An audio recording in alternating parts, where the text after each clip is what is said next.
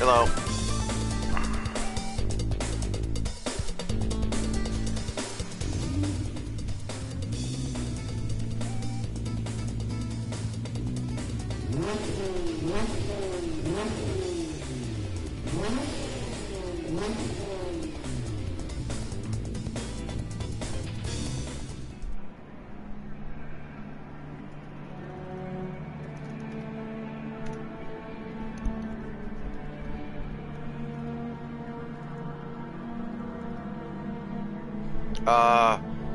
The only Gran Turismo games I played are 2, 3, and this. And, you know, this is clearly the best one, but 3 is the one I've spent the most time on, so I guess I would say that. But anyway, it's kind of a late night stream. I don't know how many people are going to get in here. It is Monday night. Thought I'd go live. Brandon, I don't think there is any addressing of the offensive weapons that we can do at this point. I do think we might need one more running back, but, you know, that's not a big deal. That can just be some random dude off the street, and it's fine. And it's only for the first part of the season because of Penny's injury situation. I do think we need one more good receiver who can play on the outside, you know, but at this point, there's really nobody you can get anyway. So I think either we just have to wait for Josh Gordon or accept what we have. Either way. No, Gran Turismo 3 was on the PS2. But no, I don't think there's anything we can do to address our offensive weapons at this point. Like, who would we go get? Like, the only thing I can think of is trading for AJ Green, and I don't think that's going to happen. Unless you want to say trade for Odell Beckham Jr., and I might like that even less. No, Zatumbo, I did not. That dude is too good for the Browns to even consider trading. Come on. I know the Browns are stupid. Brandon, I don't know what's going on with Josh Gordon. I hope he can come back this year. We sure could use him, but right now I don't know. But no, Zatumbo, I did not fall for Myles Garrett. I know the Browns are a stupid organization. They are not nearly stupid enough to trade a player as good as Myles Garrett.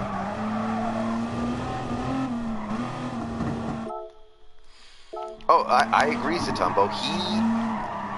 Myles Garrett has the potential to win Defensive Player of the Year. Yeah, I am worried about that too, Ron, but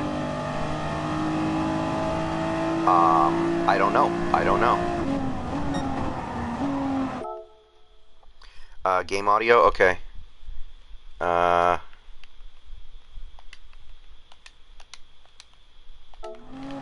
think that will reduce it for you guys.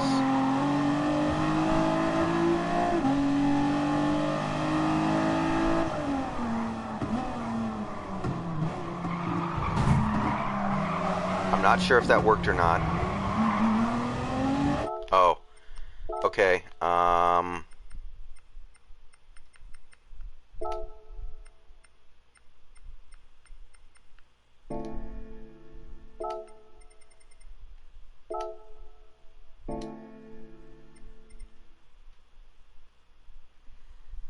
One second, guys. Let me look this up.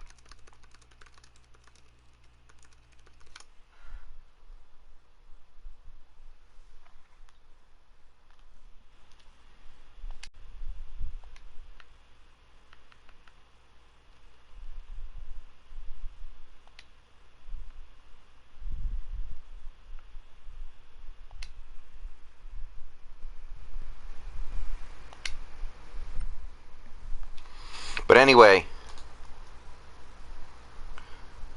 Yeah, that too, Ron.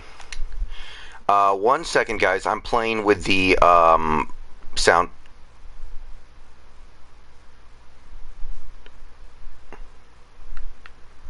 Huh. But anyway, Zatumbo, no, I did not think the Browns would actually trade a dude as good as Myles Garrett. But, I mean, Myles Garrett is really, really freaking good, so it did catch my attention. I will be right back.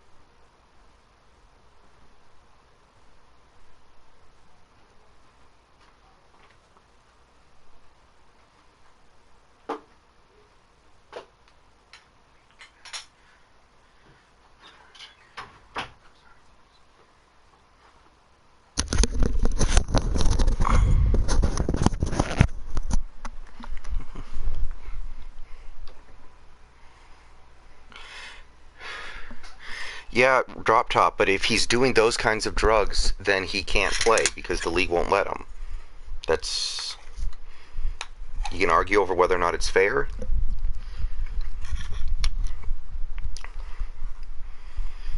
Brandon, Dez has nothing left. I'm sorry, Dez has nothing left.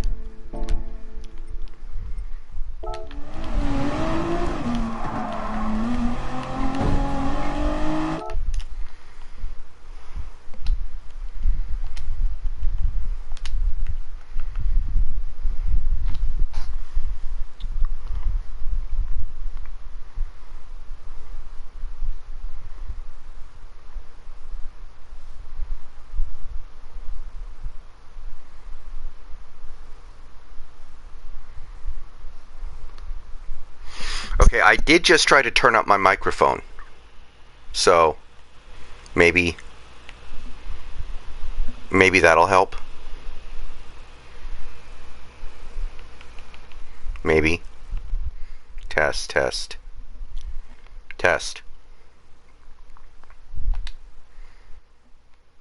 Hi, Robert.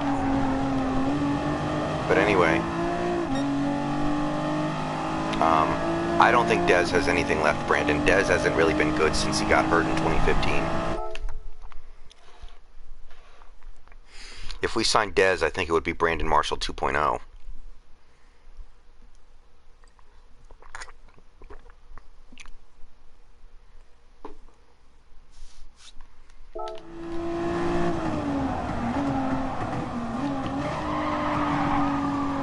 At this point, David Moore and Philip Dorsett are better than Dez Bryant, and I do not think either of those guys are that good, so I'm not seeing that. Holy crap, that dude is way ahead of everyone else. This guy's gonna be tough to catch. How did he do that?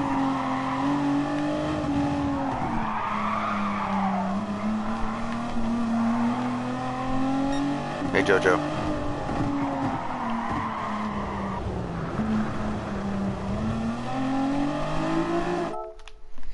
Brandon Marshall played in more than one game for the Seahawks. He played in like 4.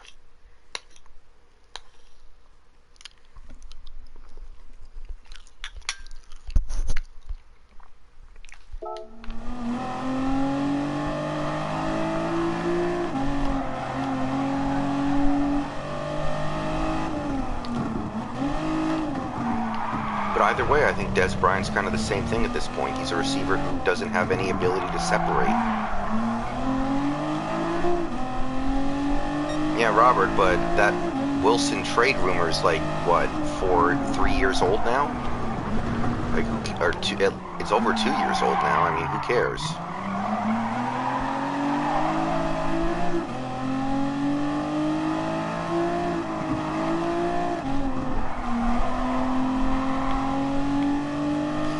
I mean, the only way the Browns would consider trading Myles Garrett is if he's like some massive head case. Like a Percy Harvin kind of head case, which I guess is possible, but...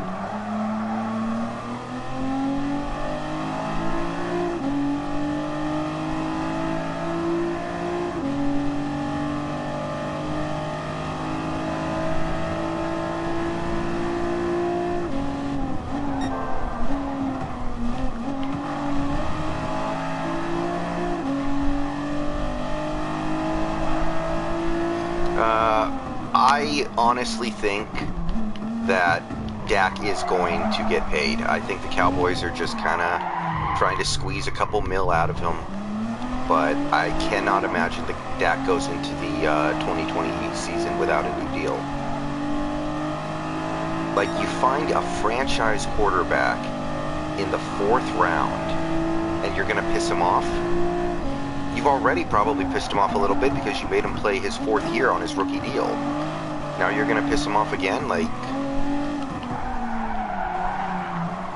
franchise quarterbacks are like gold. I cannot believe the Cowboys would be stupid enough to just pull the plug on the Dak thing. I know I think Dak is better than most people. Like, I think Dak is a really good quarterback. But, yeah.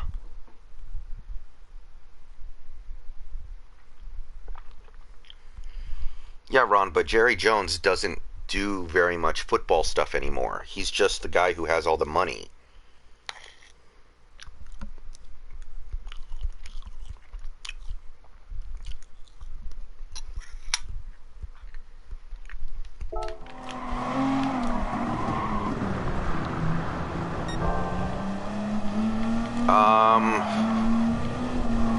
I'm a little concerned that Wentz is never going to completely heal from the injury he had 2 years ago.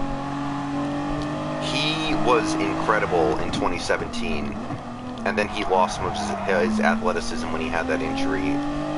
But I would probably take Wentz over Dak, but it's very close.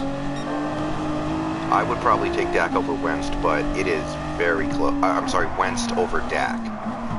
I think Carson Wentz is better than Dak Prescott by a little bit, but it's close.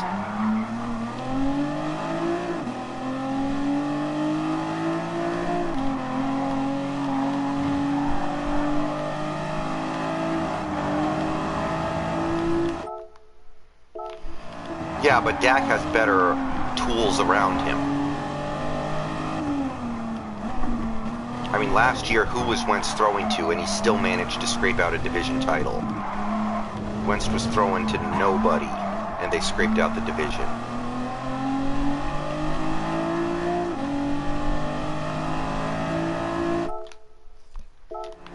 Dak had Cooper. Michael Gallup is good. Randall Cobb was good when he wasn't dropping passes. He's had Zeke his whole career.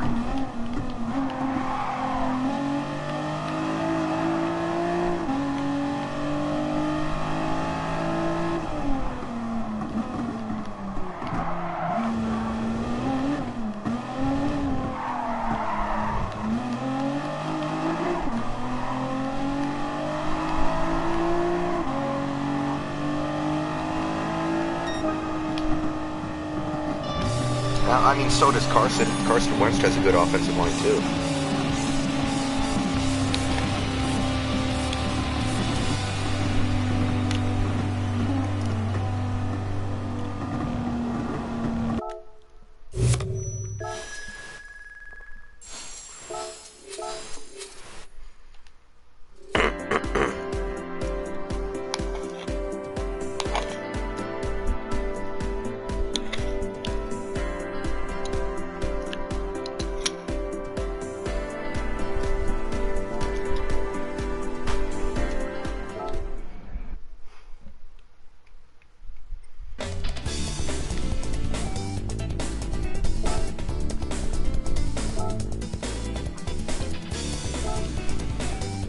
Probably Romo in his prime, but it's closer than people think. Dak is putting up Romo numbers.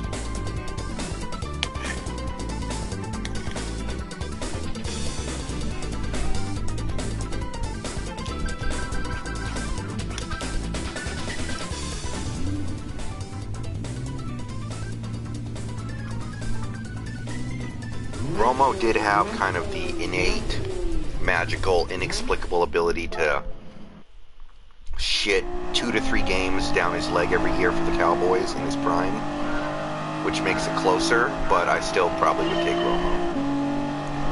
Like, when I'm looking at these other great quarterbacks, I don't see them completely crapping a game away almost single-handedly 2 to 3 times a year. And Romo would do that kind of stuff. And he didn't really stop doing it until he was old, and then his body gave out after 1 season. Think about that, man.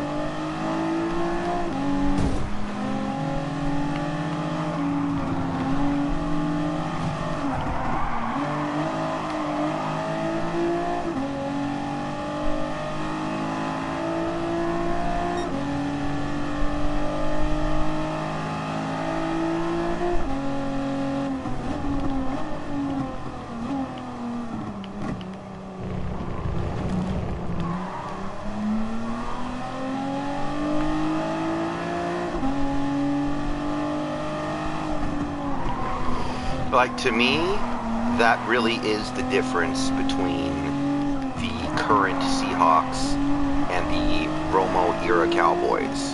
They both are very similar, but the difference is Wilson doesn't shit games away. And Romo would do that like twice a year. And that's the difference between making the playoffs and not making the playoffs.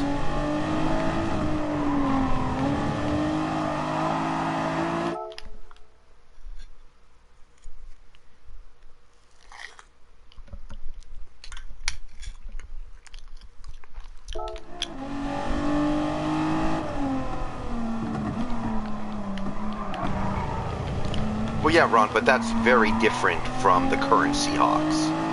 That was a very different Seahawk team. That was a Seahawk team that stomped a mud hole in everybody.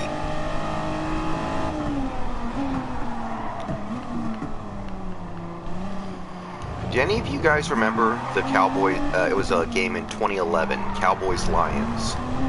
The Cowboys were up 27-3 in the third quarter. Like, the game was over, 27-3. And then Romo threw back-to-back pick sixes. And then he threw a pick at the end that let the Cowboys drive down for the game-winning touchdown.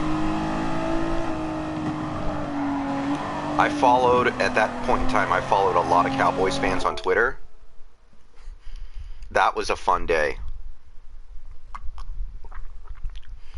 Half the Cowboys fans just giving up on Romo, burning their jerseys, just abandoning him. Half the Cowboys fans trying to find some way they could not blame him.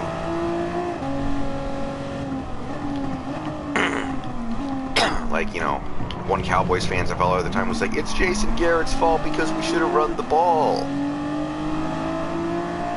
Yeah, the Cowboys lost that game. Romo threw another interception at the end of the game, and the Lions drove down for a game-winning touchdown.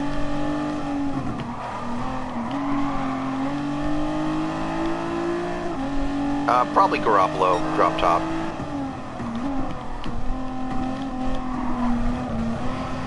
And at the end of the year, I think the Cowboys would have made the playoffs if they had won that game.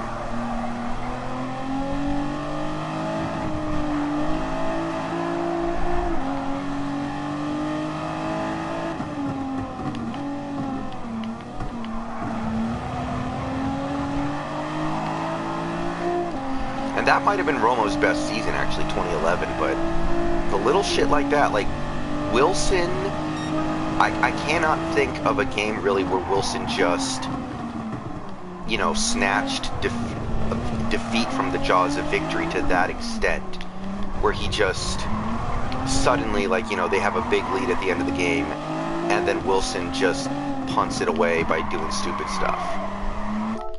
So that's the main difference between our team right now and the Dallas Cowboys with Romo.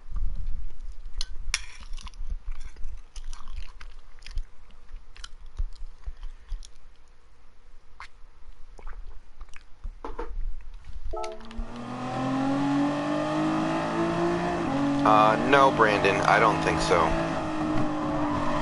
I don't think so. Not right now.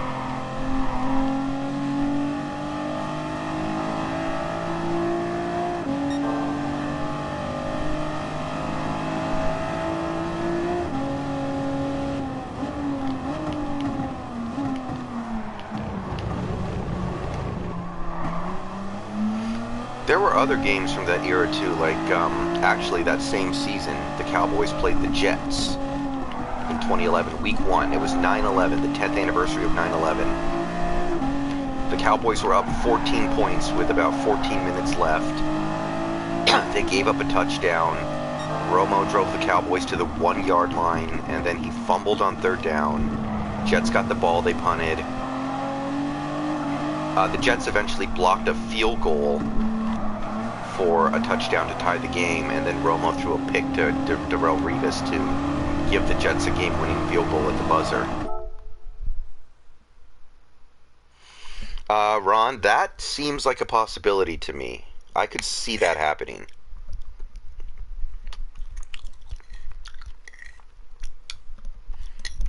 Oh yeah, Drop Top, I remember that game.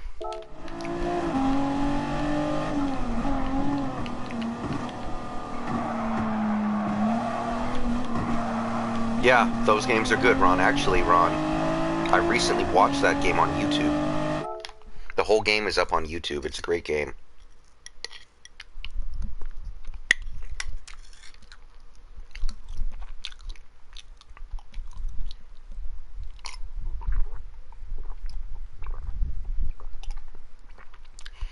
Yeah, Robert, but those games were not really Tony Romo's fault.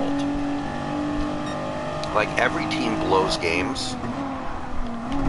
Every team blows games. But, you know, when I think of the Cowboys from that era, one thing that I always think of is, you know, Tony Romo specifically would find the most comical ways to blow games that it seemed like no other quarterback would do. Like, you're up by 24 points against the Lions in the third quarter, and then you just throw 2 straight pick sixes.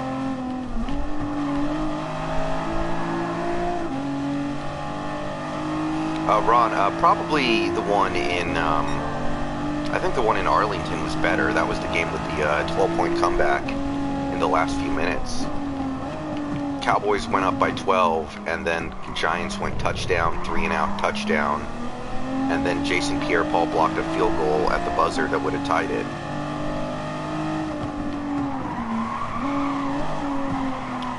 Following a lot of Cowboys fans in that era really taught me something. And it's something that I've taken to heart ever since, and it's something that I try to really remember to follow as a fan of this team going forward. Cowboys fans during the Romo era, especially young ones, were so happy to be average. They didn't want to mess with their team that went 8-8 every year. Yeah, that sounds right, Ron.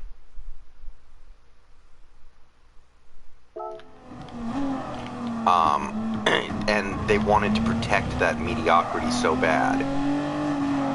And I think they kind of tricked themselves mentally into falling in love with their mediocre team and believing that it was good enough to justify keeping around. And what I learned from that, and because as an outsider you watch that and it's so pathetic, because, you know, especially from Cowboys fans should be addicted to a very high level of success. And instead, they're sitting there saying that, you know, Romo did everything he could. Why would you want to trade Romo? He's the only reason why we went 8-8. You know, and watching it as an outsider, it's just so pathetic.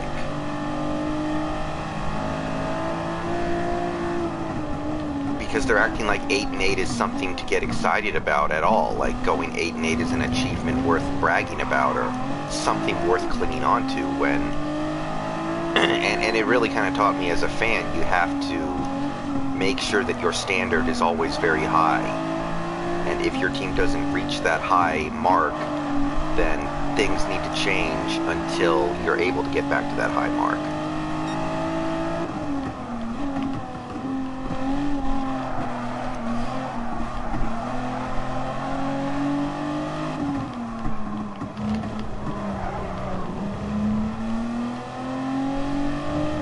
Like, I honestly think a lot of these Cowboys fans, especially the young ones, would say that the Tony Romo era was a success because he was fun to watch, even though they didn't win anything. If you asked them, would you rather go back in time and trade Tony Romo when he was in his prime, they would say, no, I'd rather watch him and root for him and have fun watching him go 8-8 most years. I don't care about the Super Bowl. I just want a product that's entertaining to watch. And it'd be one thing if Cowboys were winning playoff games every year and getting kind of sort of close to winning something of relevance. They weren't even getting close.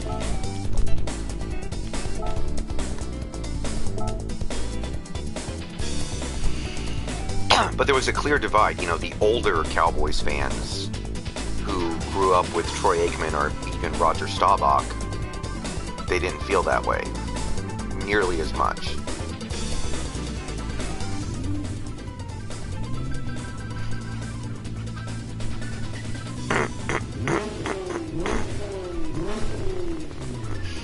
And I've seen it the last couple years with Giants fans, too, where the Giants have been the worst team in the league the last 3 years.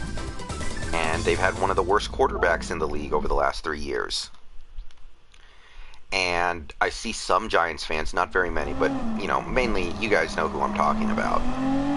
You know, just coming out and saying, oh, Eli's still a great quarterback. It's just the whole team around him is terrible. Eli's still so good. Eli can do this. Eli did that. That wasn't Eli's fault. The receiver ran the wrong route. His receivers are dropping too many. It's like, and it just kind of becomes pathetic to listen to.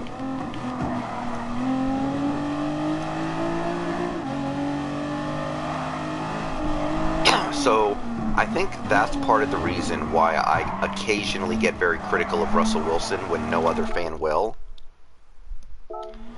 Because I want to hold him to a high standard. I don't want to be like these Giants fans have been with Eli Manning, where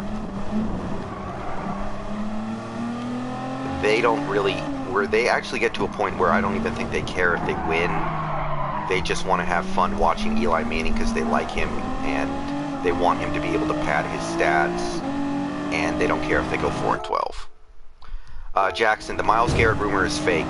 The Myles Garrett rumor has been proven as fake, which, in my opinion, was always fairly obvious. I mean, the Browns are not stupid enough to trade Myles Garrett. The 2007 Cowboys were better. The 2007 Cowboys were completely stacked. They had the, 13 Pro Bowlers. They had elite talent and elite play from damn near every position, and then they just completely screwed up in the playoffs. Like, that Cowboys team 100% should have at least made it to the Super Bowl.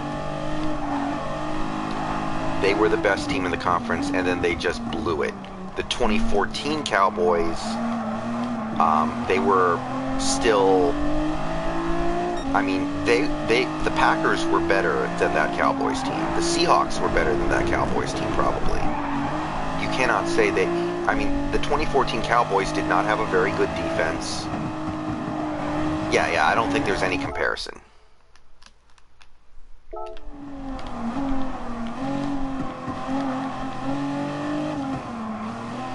Yeah, the 2007 Cowboys just, they had everything, and then they blew it. I don't think that of the 2014 Cowboys. The 2014 Cowboys were obviously really good, but they were not the well-rounded juggernaut that the 2007 Cowboys were.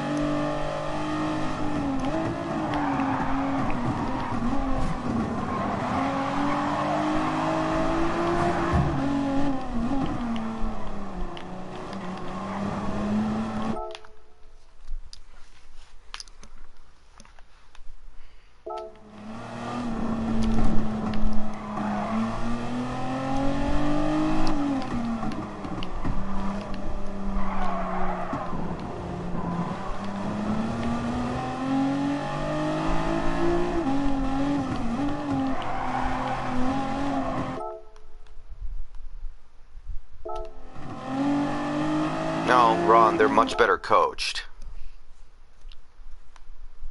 Yeah, David M. They were definitely a good team. DeMarco Murray had a great season. They had a great offensive line. Romo had a very effective season. They had a great offense for sure, but I don't think of them as being a juggernaut like the 07 Cowboys, who could not have had a better season and then just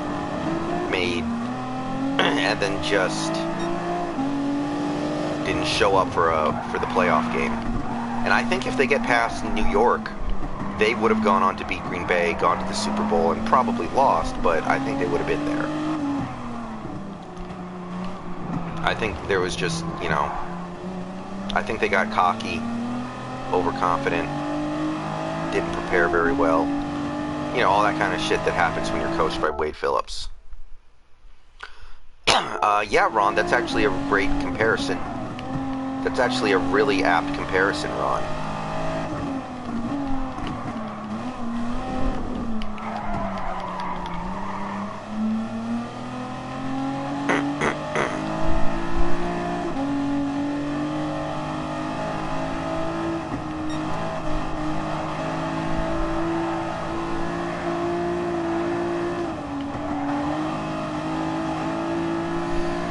Holy crap, this track is huge. Wow, you only have a 1 lap to catch up. Yeah, Baltimore is well coached. I don't know what happened to that playoff game. Honestly, I mean, the Titans really did come on strong to close out that season. I think that's very fair to say. Cowboys are, I'm sorry, not the Cowboys, but the Titans were better than their record. And, you know, the Ravens did have 500 yards of offense. They just couldn't score. They moved the ball like it was nothing. They just couldn't find the end zone.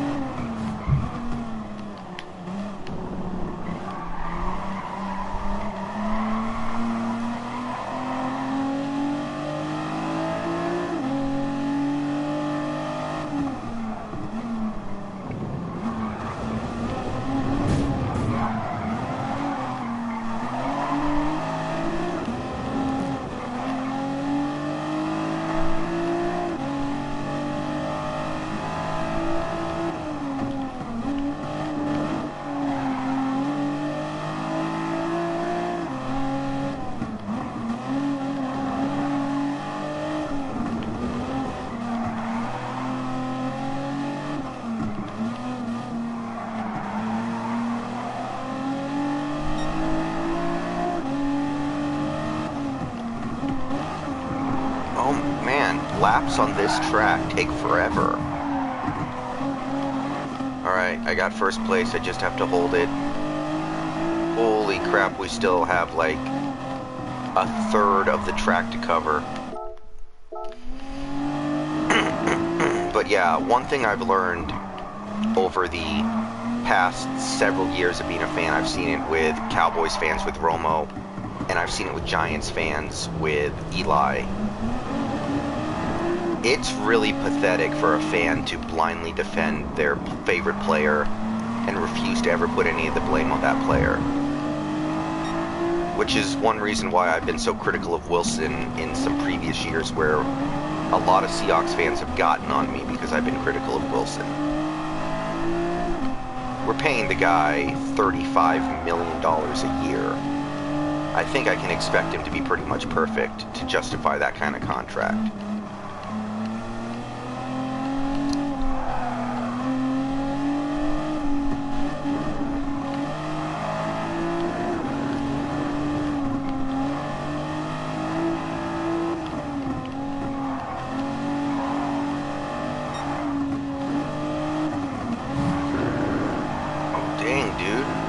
Got good straight line speed. Oh, here comes a turn. Oh, this turn's gonna be fun.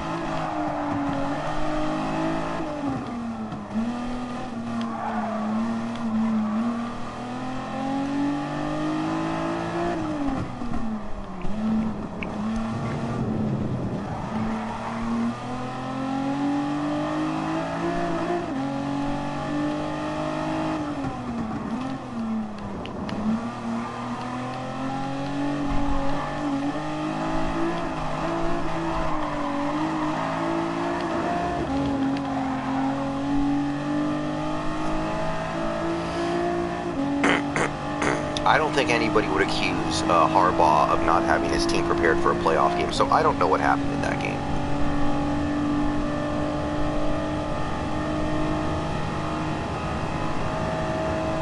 Wow, this track, it takes almost 9 minutes to complete a lap.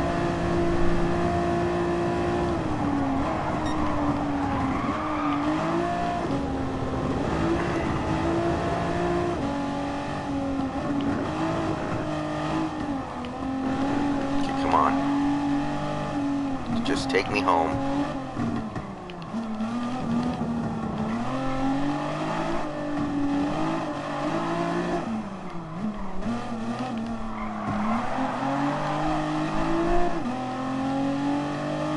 Here we go. Got it.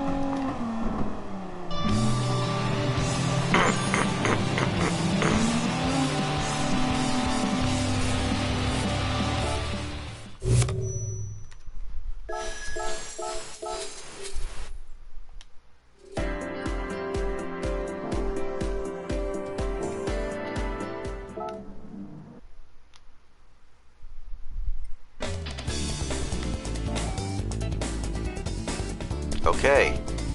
We have completed our first cup in the Amateur League. So, Tourist.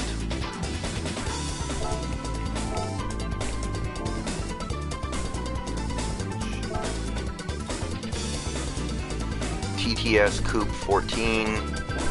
Okay. What country is Audi from? Does anybody know?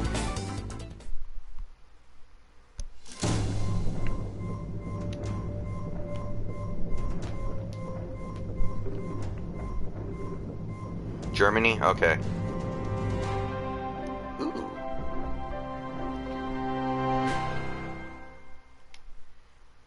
Not bad. I actually like the look of that.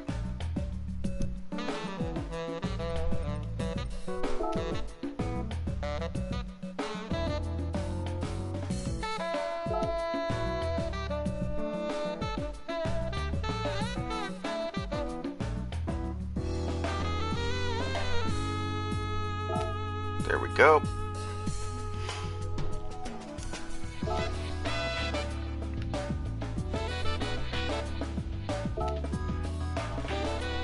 Alright, what color are we doing here?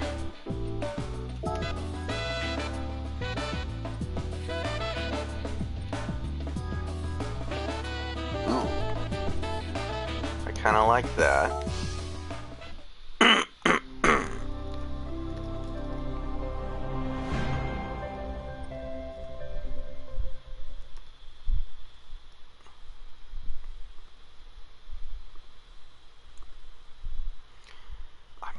Excuses.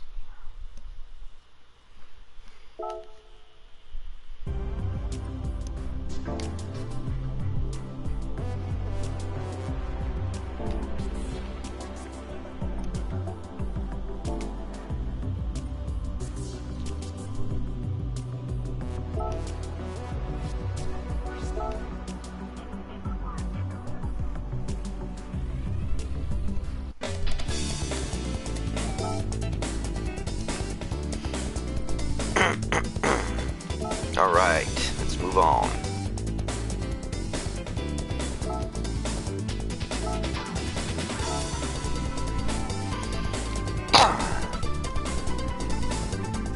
Yeah, Robert. I've been over it before, but the fact that none of that stuff ever came back to bite us is kind of insane.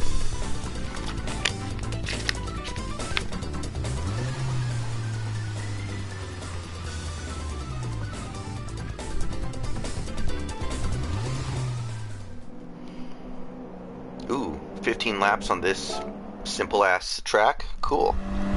Nothing to it.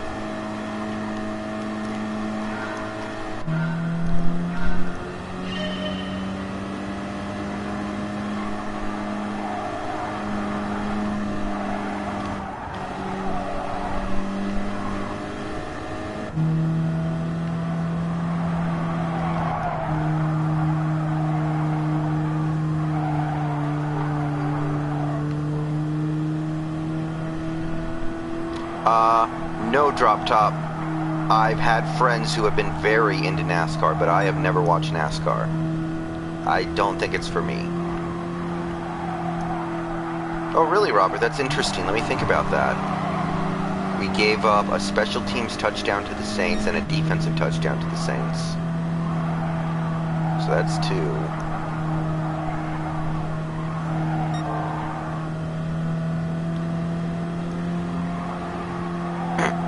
We gave up 2 defensive touchdowns to the Ravens.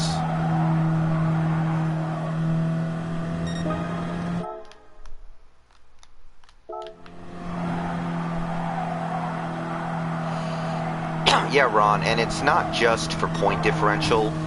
It's also just for the ability to not have to wear yourself out by playing 60 minutes of every game, if not more. Like every game last year, we had to make plays in the last minute to win it, basically.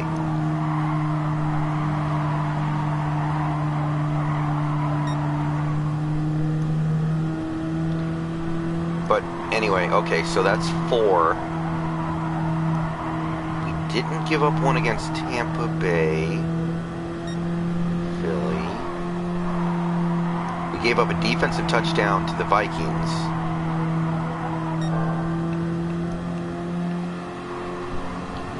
We gave up a defensive touchdown to the 49ers once.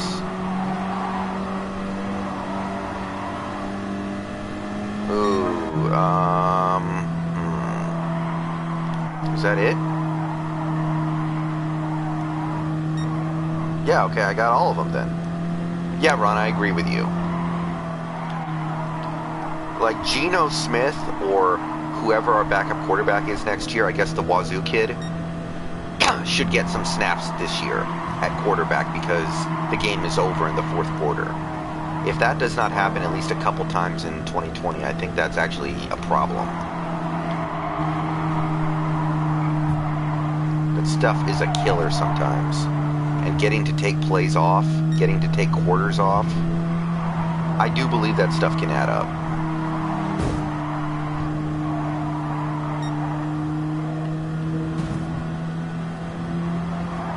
I'm still mad at Affetti for trying to run with that football in that freaking 49ers game, by the way. Hey, Sidewinder.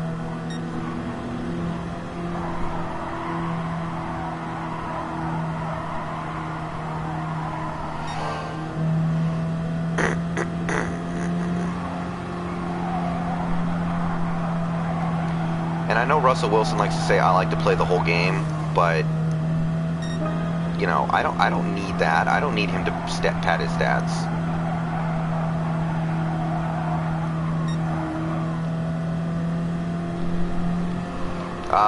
Well, they didn't pay him any money hardly, so I don't think he's going to be a starter. Oh, shoot. Wow, these Audis perform pretty well.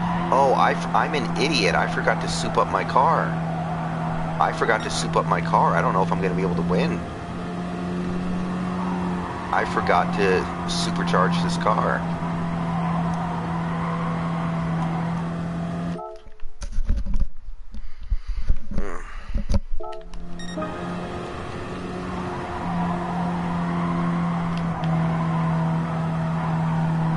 I'm not letting this pink car beat me. Salwinder, I don't have Xbox.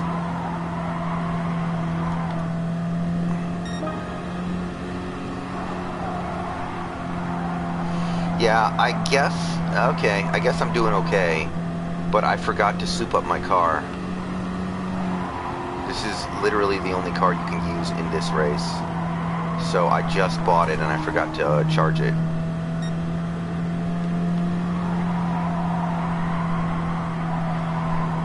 Sam Dog, I got a Bugatti.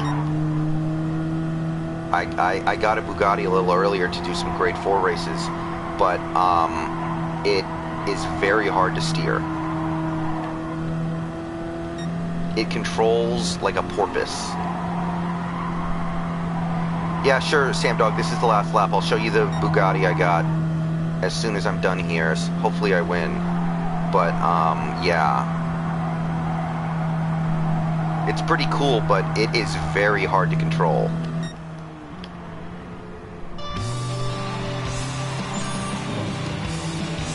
Yeah. Yeah, Salwinder, I like this game a lot too. It's not one of my favorites, but for the kind of game that it is, I mean, I can't say anything negative about it, you know? Okay.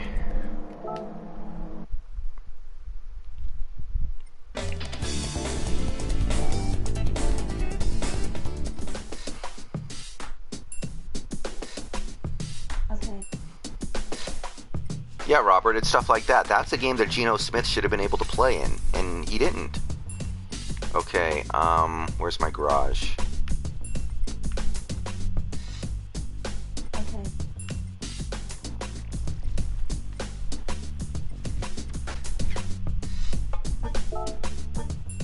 Okay. No. No, Salwinder, I don't think the Bears would, the Bears wouldn't, I'm sorry, the Browns would not trade Myles Garrett. He's too good. Okay. Yeah.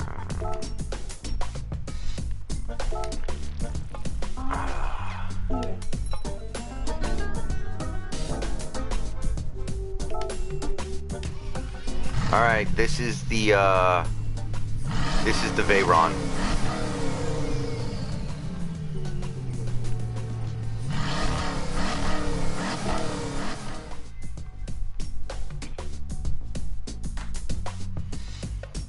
I'd hate to be Amish, period, man. Benvenuti a Gran Turismo 2013.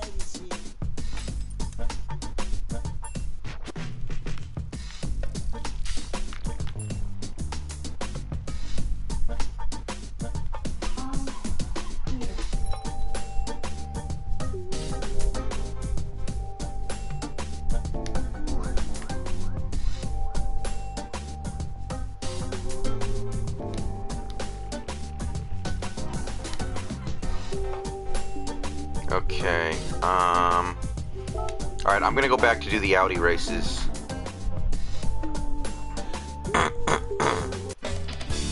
Southwinder, I'm not really at a point in my life where Madden does much for me. I don't want to get into Madden. Hey, Emmett. So, the Myles Garrett rumor was made up by a Packers fan to troll Seahawks fans, so no legitimacy to that rumor at all. So, you may resume your regularly scheduled business.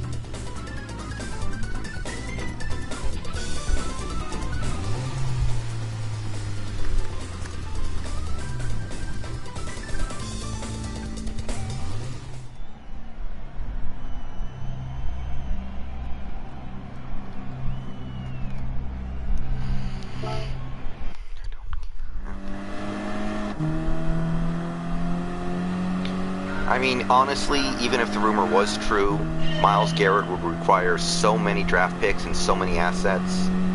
I don't know if I would want to make that trade. Yeah, Southwinder, I don't know. I've heard the last couple Maddens haven't even been good by Madden standards.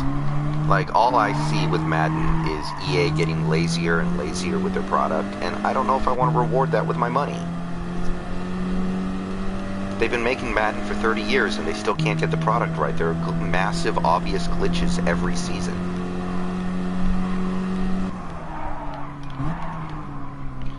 The rumored trade I heard for Myles Garrett was like a first-round pick, second-round pick, fourth-round pick, and KJ Wright. Which honestly, in terms of value, that's probably pretty reasonable, but I'll bet the Browns would probably want more than that.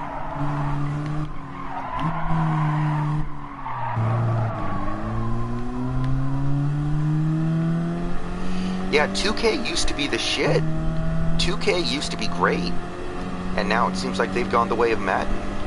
2K used to be incredible sim shit. Like 2K was on point. I forgot to upgrade my car again, so I'm racing with a musket. Southwinder, there's no way the Browns would ever say yes to that. They are not that stupid. The only way they would say yes to that is if, like, Myles Garrett tried to punch out Baker Mayfield Percy Harvin style or something.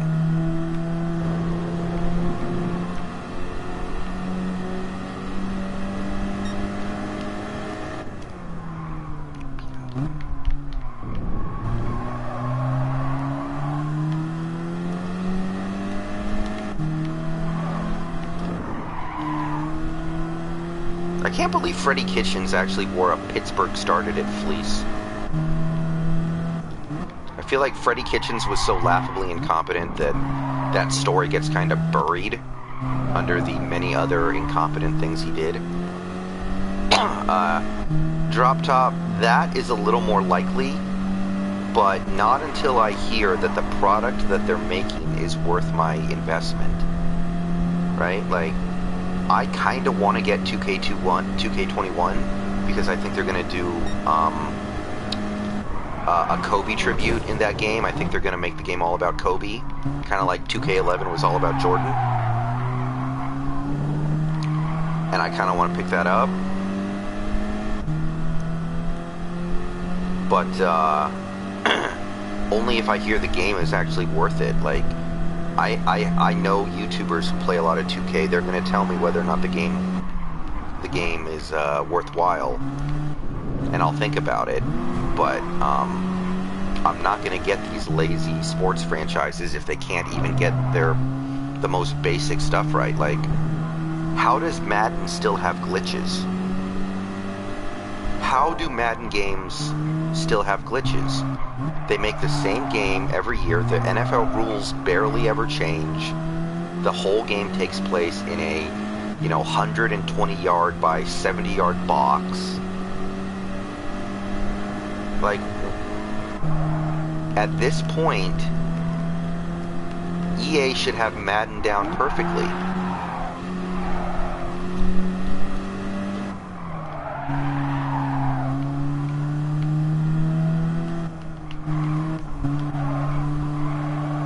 There are more glitches in Madden than there are in Red Dead Redemption 2. And Red Dead Redemption 2 takes place over dozens of square miles. Madden takes place entirely on a football field.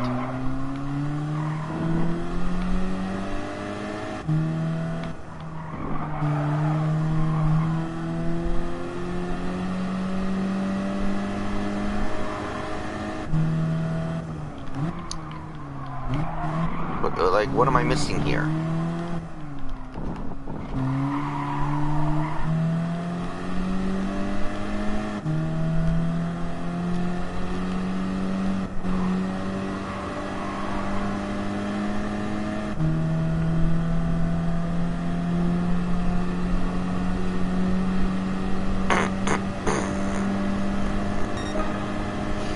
Yeah, 2K, even worse. 2K takes place entirely on a basketball court. What is going on in that game that needs so much goddamn space?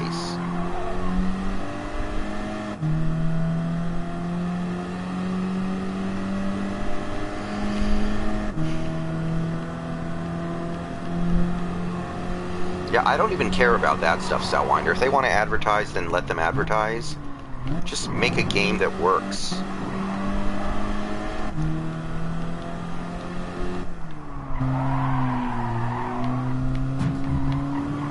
Yeah, I forgot to soup up my car again, so I might not be able to catch up. We'll find out, though.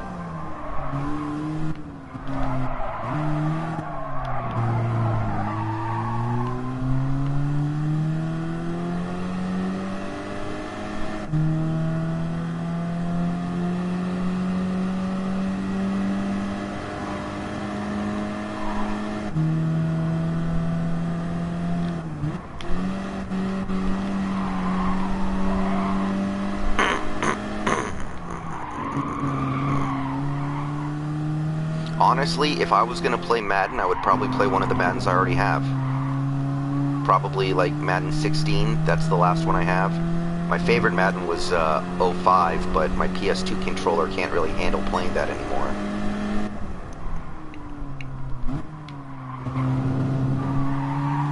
And I played Madden 05 so much, like, I don't need to play that game anymore. I've made my point with that game.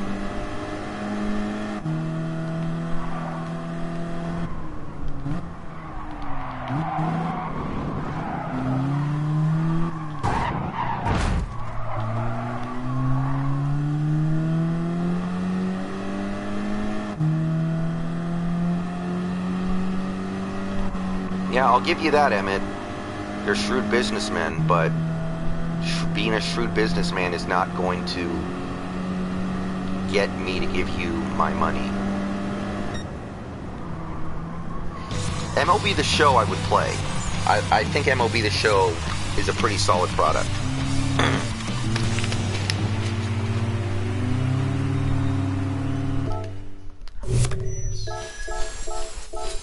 Yeah, I heard that rumor, Robert.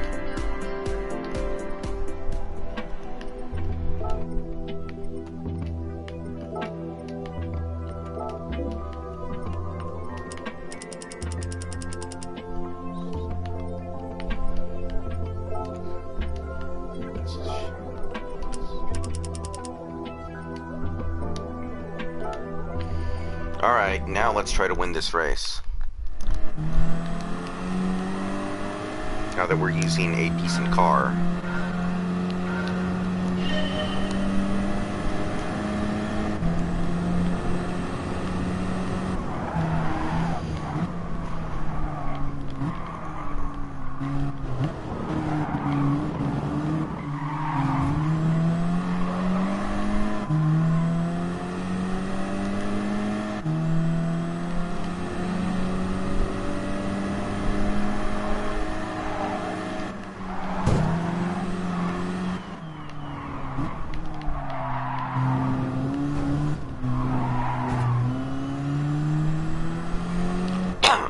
I would consider it drop top, but I wouldn't be able to stream it. You can't stream from the PS3 unless I got a capture card. I currently do not have a capture card.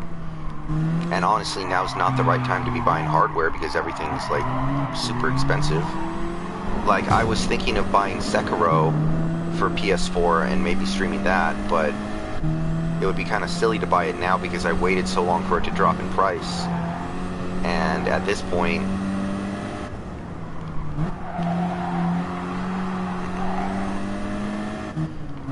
like, the price has climbed all the way back up. Maybe I'll get it on Steam and play it on PC.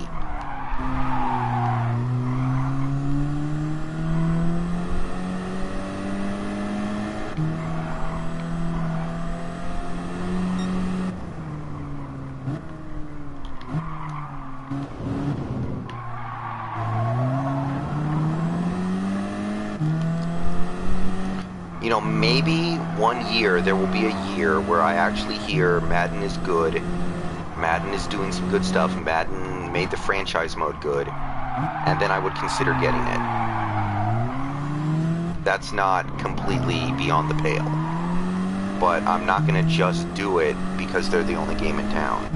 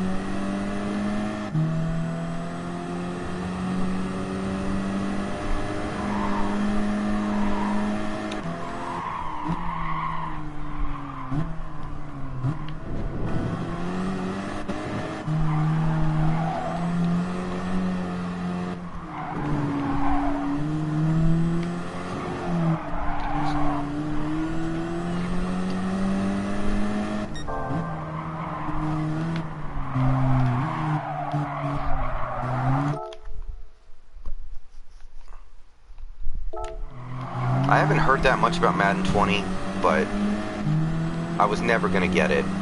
I'm not in the mood to play a sports sim right now. And again, I only really like to play franchise mode and maybe, you know, my player. I don't want to play MUT. I don't really want to play online that much. I'll play a little bit online.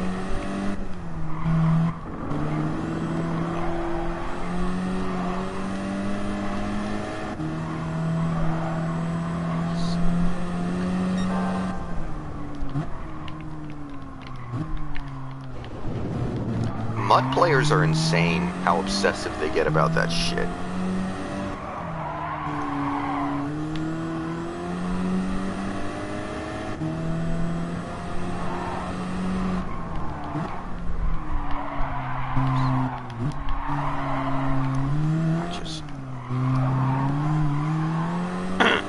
I did hear Lamar Jackson has like a 94 speed rating.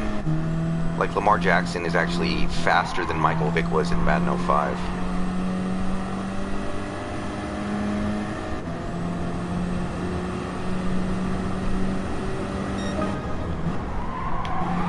Wasn't it a MUT player, like that Madden player who, like, shot up a Madden competition hall or something?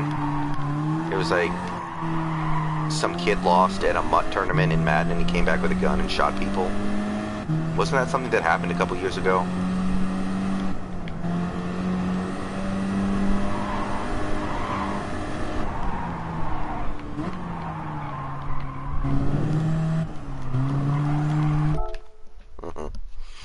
Like, I watch a lot of TD Barrett videos, or I have in the past. I like TD Barrett.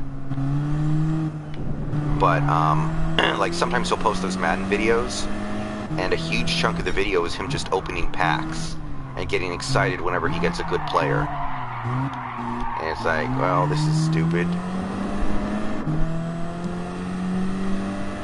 Yeah, Emmett, when they introduced the hit stick in Madden 05, that was revolutionary.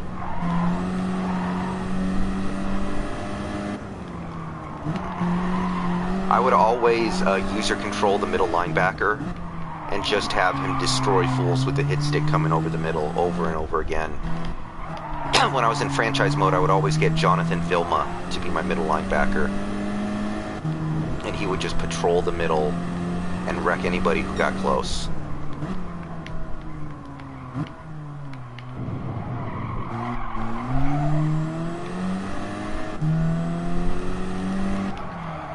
MUT is gambling, basically, right? MUT is you buy packs. Some packs have good players, some packs don't. And then you open your pack and see what players you get. That's all MUT is as far as I know.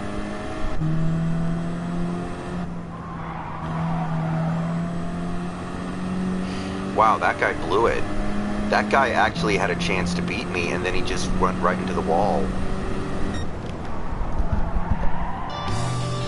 I never got a chance to play NFL 2K5, but I've heard amazing things about it.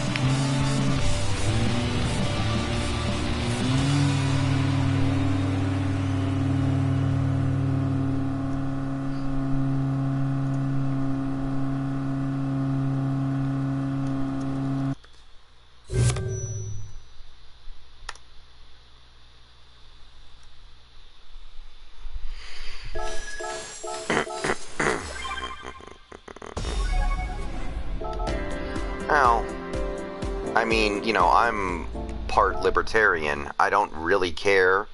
I mean, if EA wants to do that to make money, then, you know, it's certainly not illegal and they can certainly do that, but I just think it's stupid to confuse that with skill.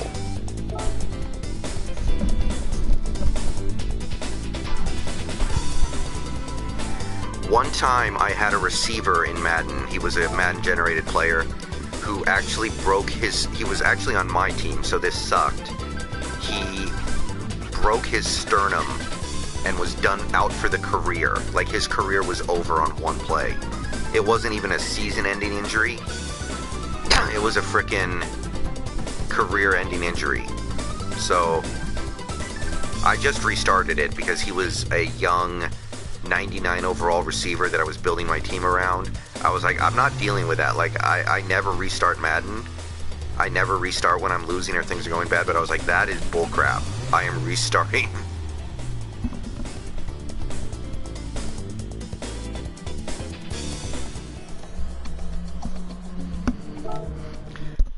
I spent 2 years training this receiver up to be the best receiver in the league. There was one Madden where you could, like, intentionally stomp on a guy's ACL after the play was over.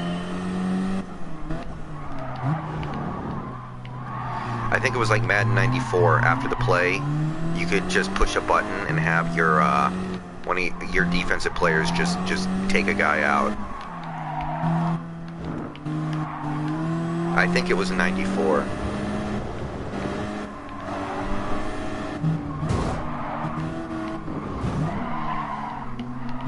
I've never played Blitz the League, but I've seen people play it. I know kind of how the game goes. Oh god. Oh god, this track. This track is going to be the end of us, folks. 12 miles of hell. A 9-minute lap.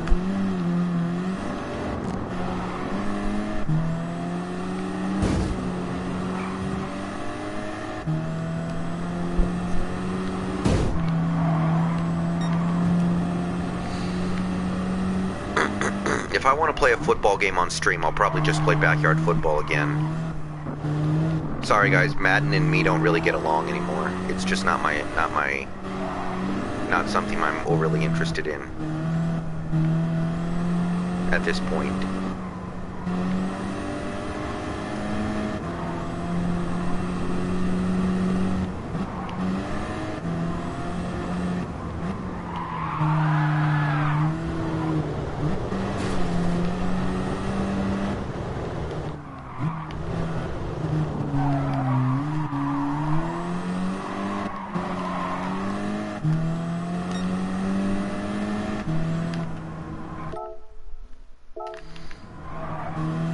Yeah, JS, that's kind of what happened to me with Madden 16. I played Madden 16 a little bit for like maybe, 6 or 7 franchise seasons. I played some online, won most of my games, and At a certain point, you just want to play something else. I have played Tecmo Bowl Drop Top. That game is mostly luck-based, so there's not much to it, but it is cool, it is fun. But the game is mostly just RNG.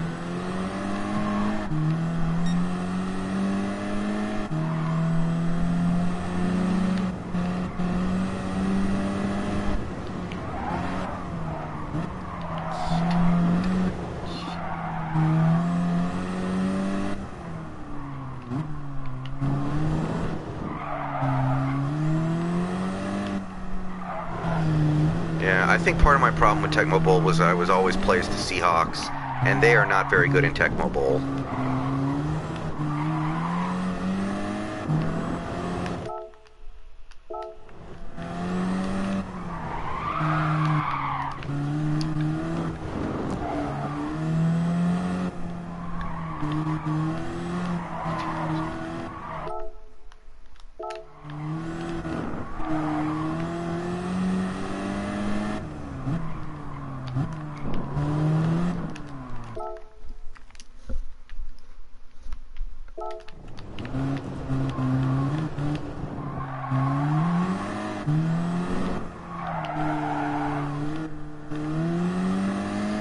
Yeah, my Seahawk franchise in Madden 05 went 30 years.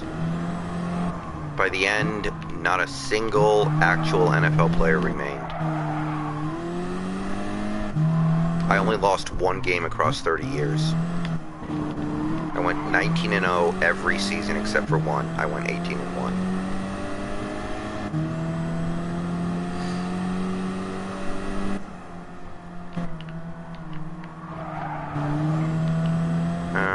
Yeah, Madden... Frank Gore was in Madden 05, I guess, right? Because he was a rookie that year. So yeah, I guess he eventually retired. Oh my god, how am I gonna pass? The road is so damn thin. Out of my way. Out of my way, bitches.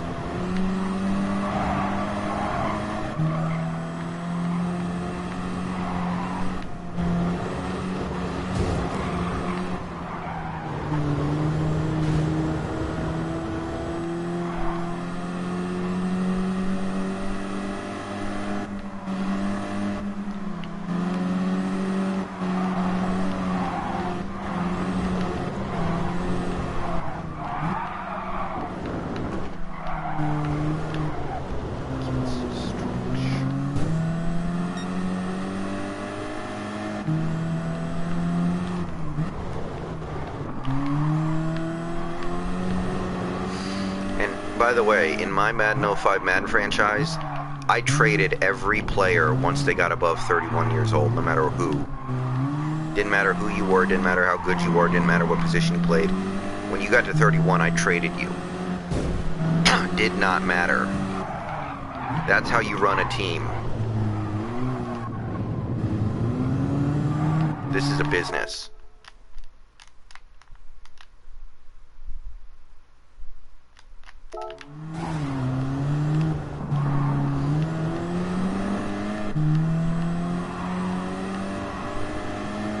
Kyle Bowler. That takes me back.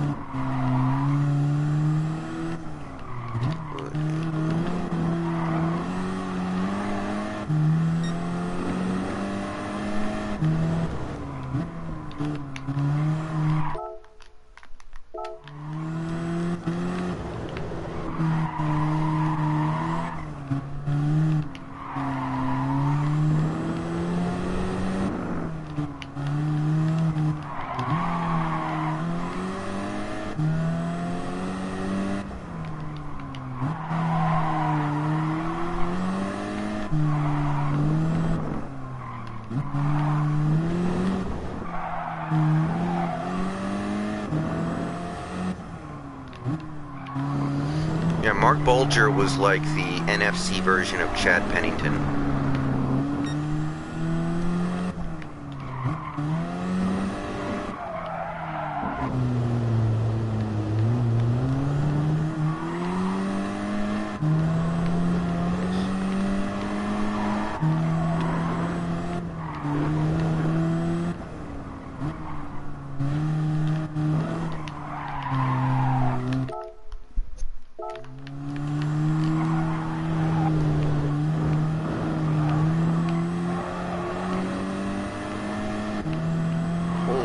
shit. My car is souped up and this guy is just blowing me right off the track right now. I'm behind by 10 seconds.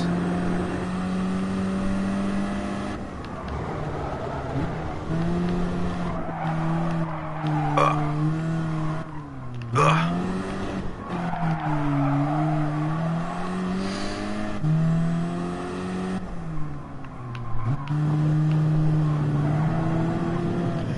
Yeah, honestly, the sports game that I really want to play, the sports game that I would really like to stream for you guys, would be another Fight Night, but I don't think they're ever going to make another Fight Night. Fight Night games are fun as hell.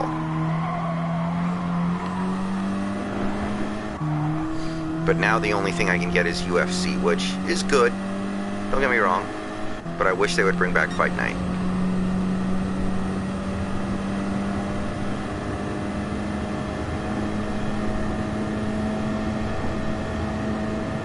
Okay, come on. Can I catch him? Can I catch him on this straightaway? I'm going max speed 171 miles an hour. I am gaining ground fast. Will it be enough? I feel like it won't be.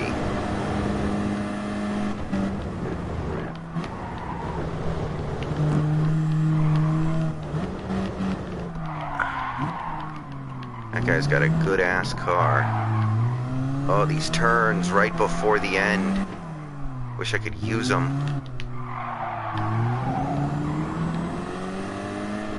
Nope, not gonna get there.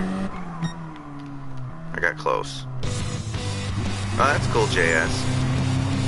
Yeah, I love the last Fight Night. That game was great. And I like the UFC games too, but I really miss Fight Night.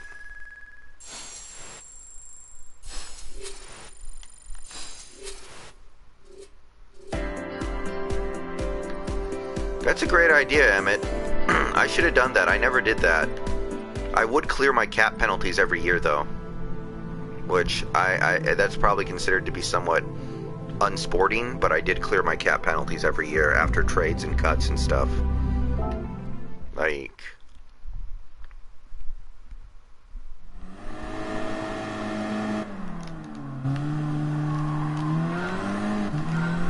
Alright. We only lost by about 1.1 seconds, so it shouldn't be unreasonable.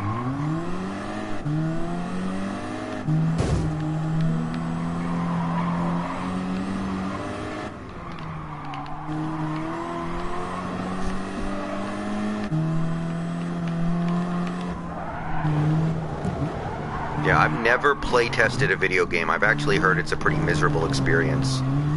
One of my former friends, who used to be my coworker, I haven't seen him since he got let go, but I knew him a little bit. He worked for Humongous Entertainment, and he was one of the developers for like Pajama Sam and Putt Putt, those games. Yeah, Emmett, whenever I would do that, I would just clear the cap penalties. It was really easy to do in 05. I always wondered if it was almost like a cheat or something.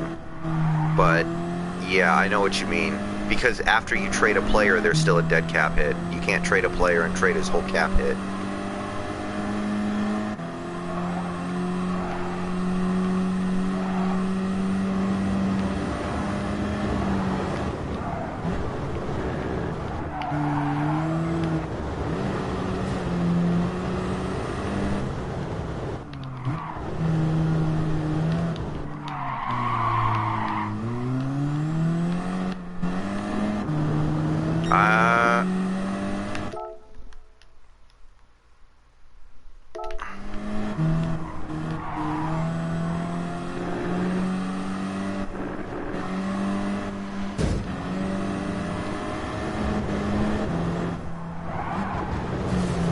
Yeah, in Madden 05, I had my playbook down to about 15 or so money plays that I just knew would work. You would run like, you know, the Doug Baldwin wheel route with your slot receiver all day, and your slot receiver would be Dante Hall. Like, almost unstoppable. You'd run tight end seams down the middle with Kellen Winslow Jr. They couldn't catch him. Linebackers didn't have a chance. Play action, like deep shots. Safeties would bite up on the run all the time, and then you just have one-on-one with Lavernius Coles against a cornerback. No problem.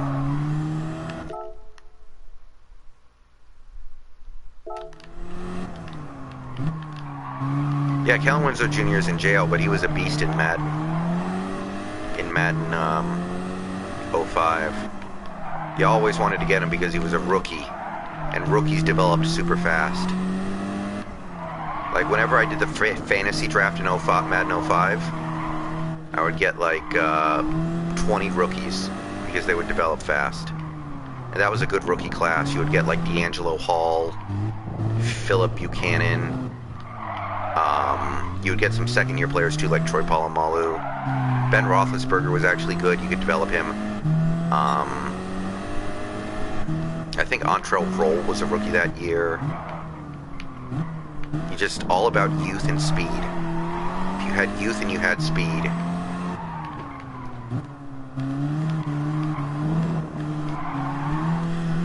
Has Madden ever given you the option to like move money into a signing bonus for a player so you can create more cap space like real GMs do?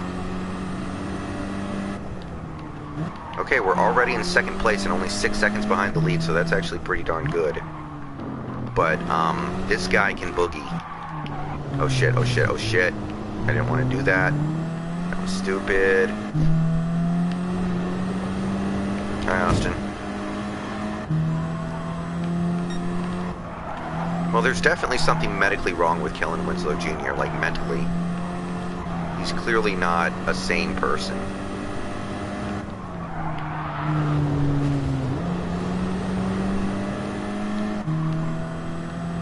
I need to stop going into the grass.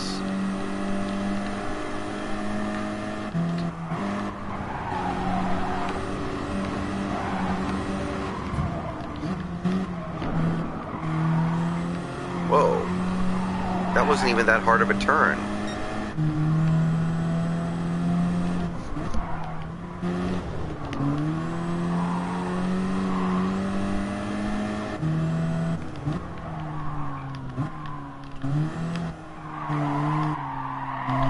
Okay, the good news is, as long as I keep it close, I can catch him on the straightaway.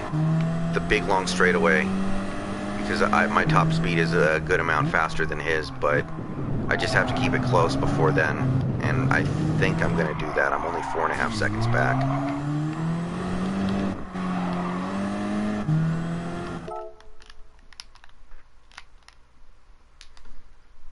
Yeah, Emmett, eventually Madden started doing a thing where you were only allowed to create your own plays if you bought NFL Head Coach, which was a pretty crappy game, and you would create plays in Madden in NFL Head Coach, and then you would have to copy them to your memory card and transfer them over to Madden. It was like a way that EA could trick you to have to buy 2 of their games. It was pretty shady. I never ended up doing it because NFL Head Coach was a pretty sucky game, I think.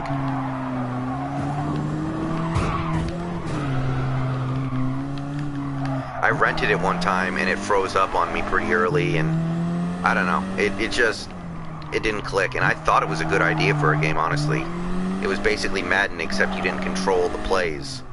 You just called the plays and got the players in place and prepared them for game day and saw what you could see.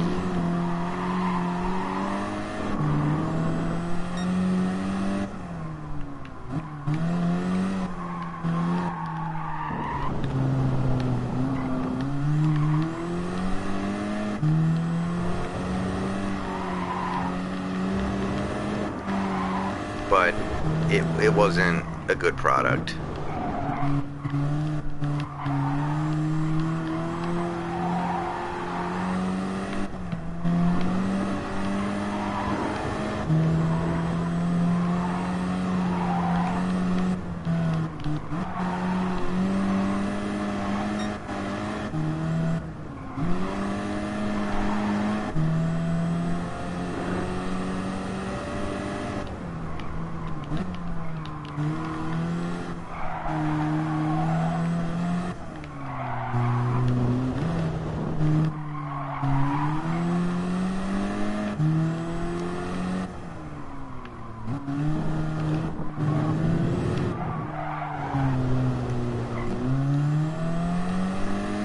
Okay, I'm only 6 seconds behind.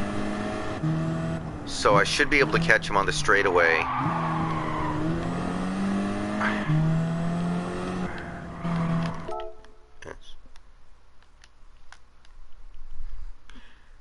Yeah, Emmett, didn't another one have Tony Dungy on it?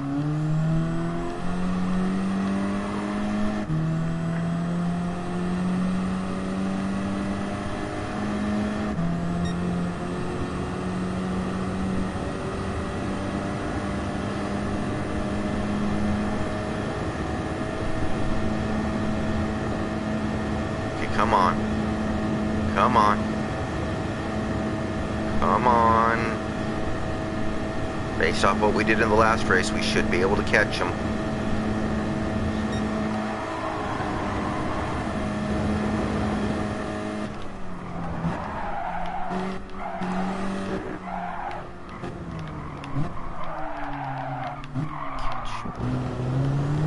Crap, crap, crap. Damn it. I was trying to cut the corner, but it's actually really hard to do that there. Maybe, maybe. No.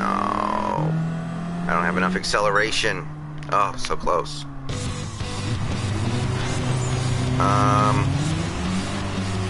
Ron, I'm fine with that. I mean, there is such a thing as, like, you know, yeah, JS, I tried to cut the grass. That was a mistake. Alright, I can do this, though. I can do this.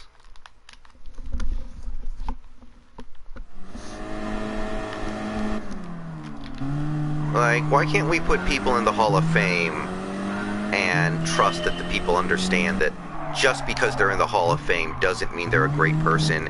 It doesn't mean they represent us. It, you know? Like, how can you tell the story of Major League Baseball history without Pete Rose?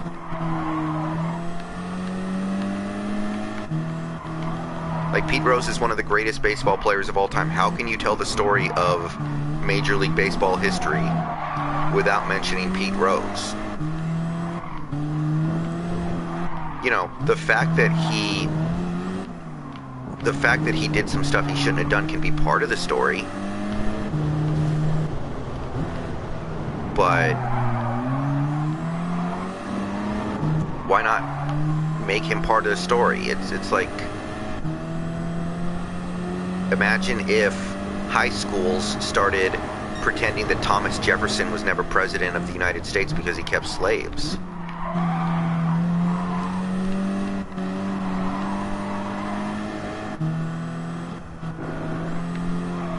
It's like, you know, you can tell, you know, they're still part of the story. Same with Barry Bonds. Barry Bonds is one of the 2 best players in the history of Major League Baseball. You cannot tell the story of Major League Baseball without mentioning him. Don't yellow flag me, bitch.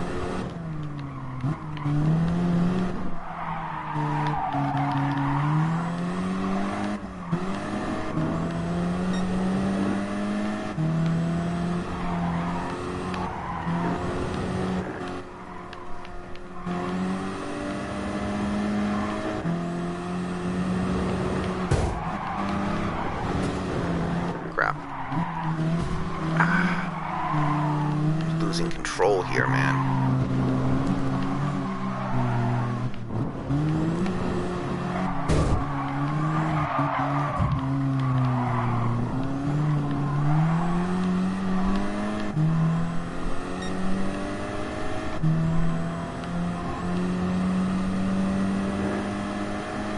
I mean, Ty Cobb is in the Hall of Fame, and Ty Cobb is, like, one of the biggest racists in Major League Baseball history. He was a terrible person.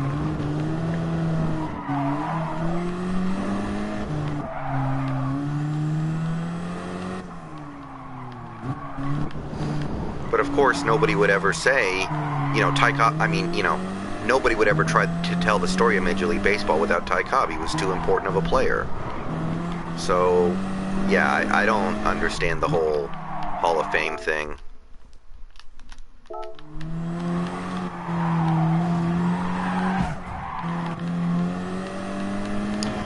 Well, Joe Jackson, I think there is copious amounts of evidence to indicate that Joe Jackson did not know what he was doing. Like, he signed the contract with the Mafia that said, I'm going to throw the World Series, but he couldn't read, so he didn't know what he was signing. And it's generally understood that they got him really, really drunk and had him sign it after they got him drunk under the table. And then he went on to play an amazing World Series, by the way. Just, he was the best player for either team. So it doesn't really make any sense to me that we're holding that against him, because clearly there's some part of the story in there that just, it doesn't match up with keeping him out of the Hall of Fame. I read about the Black Sox stuff a couple times.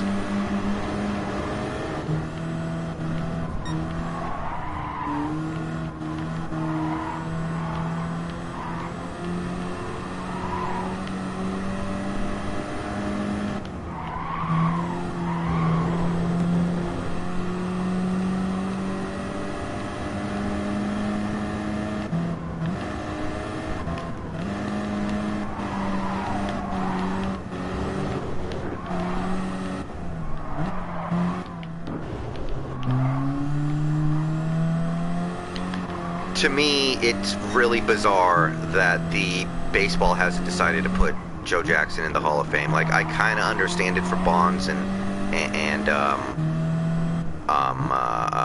Pete Rose. I do not understand it for Joe Jackson at this point, not with all the conflicting evidence out there about that.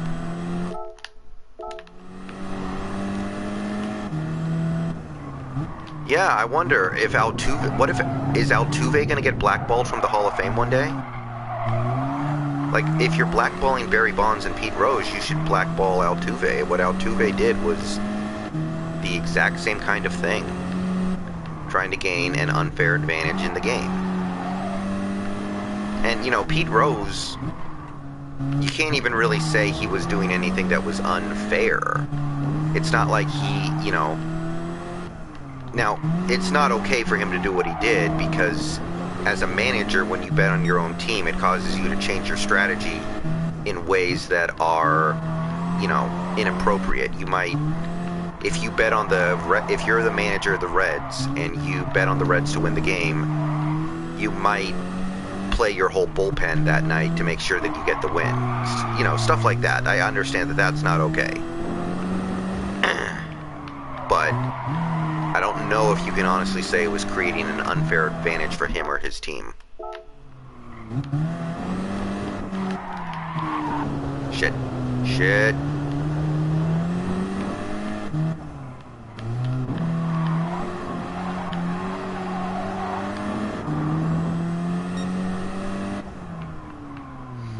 I wonder if Alex Rodriguez ever gets in the Hall of Fame. Probably not, I guess, huh?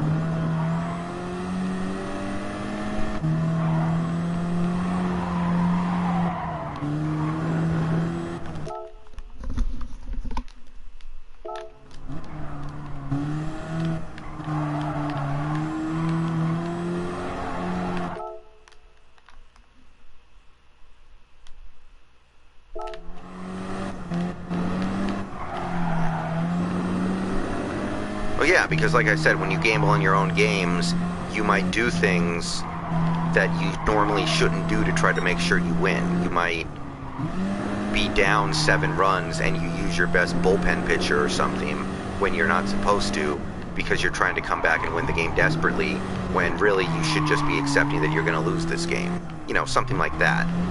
That makes it not okay. That's, I understand, like, what he did was not okay.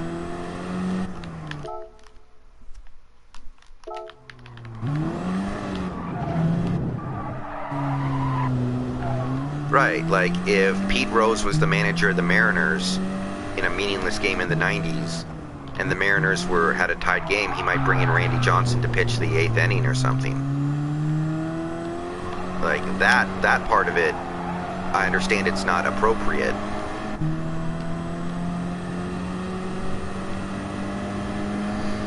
I wish Kurt Schilling would get in. I like Kurt, but yeah, he's not going to get in. Nobody likes Kurt Schilling.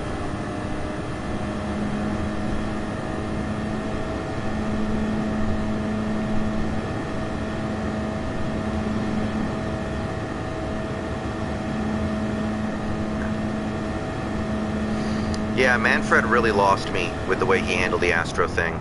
I liked Manfred. I liked some of the stuff he was doing. Thought we were headed in the right direction. And this, plus his, attempts to update the pace of play, I don't like it. I don't like it.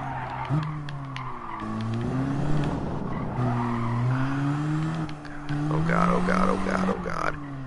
Okay, I think I got it. Alright, I got it.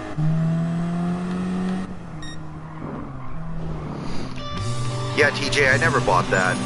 Yeah, TJ, that was always kind of silly. The Browns are not going to trade Myles Garrett. If they do, they're stupider than even I think, and I think the Browns are pretty stupid.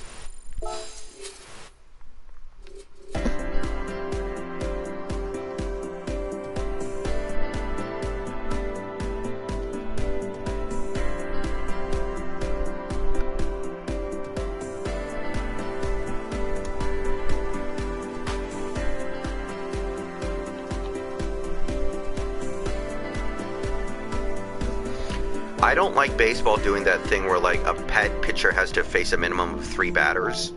Like, the whole thing is geared towards trying to make young people like baseball, but young people are not going to like baseball anyway.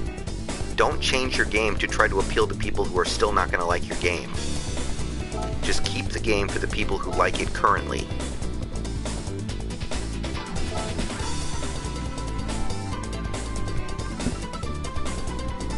You're still not going to win those people over.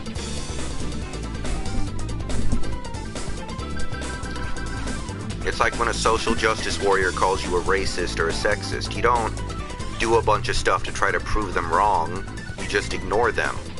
Because even if you do a bunch of stuff that prove them wrong, they're still going to call you whatever they want to call you. You're not going to change anything. It doesn't mean anything to them.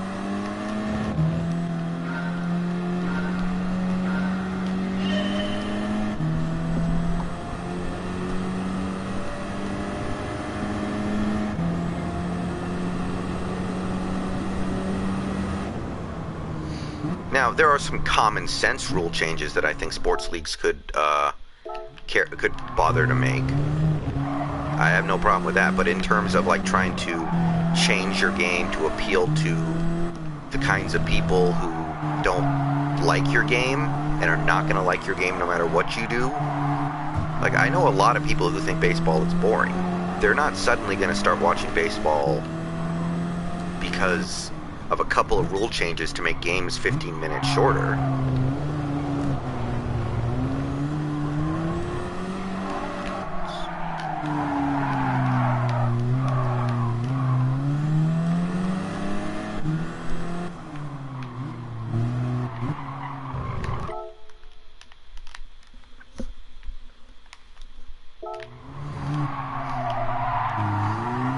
That would be funny, Emmett.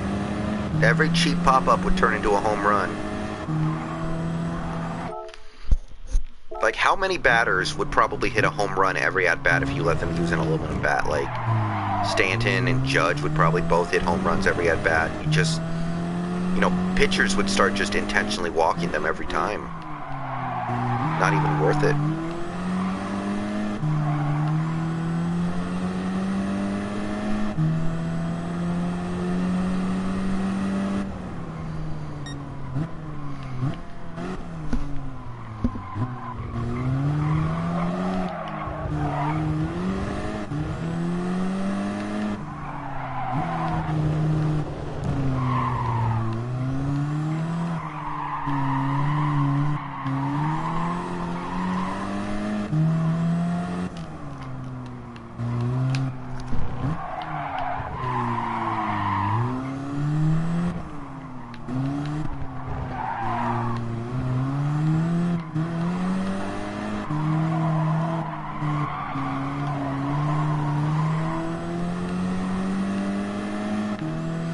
Yeah, Vogie would be cranking it.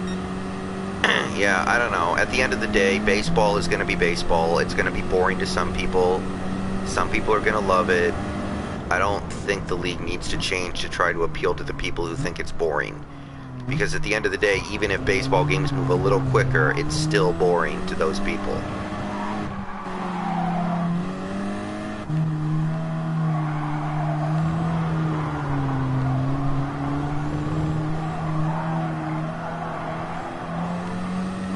Is the new Yankee Stadium supposed to be nice? I know the old one sucked. Is the new Yankee Stadium like a nice stadium?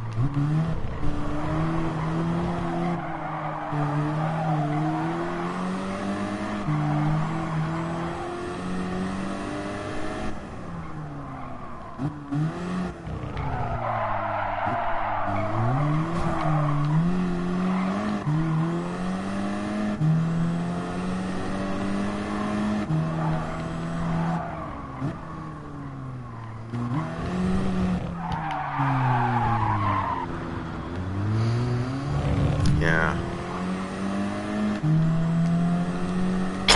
My best friend is a Cubs fan, but he lives in Georgia, so he goes to see the Braves whenever the Braves play the Cubs in Atlanta. He says their new stadium's really nice.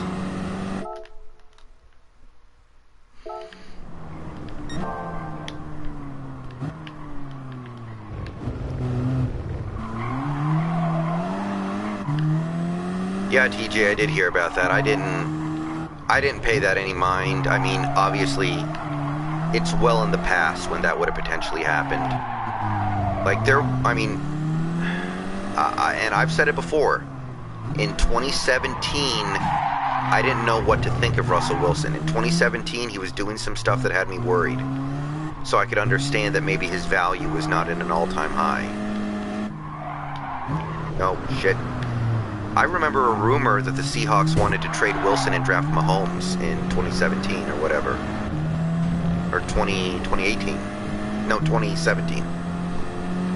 And, you know, if that's true, then kudos to the front office for seeing the potential of Mahomes.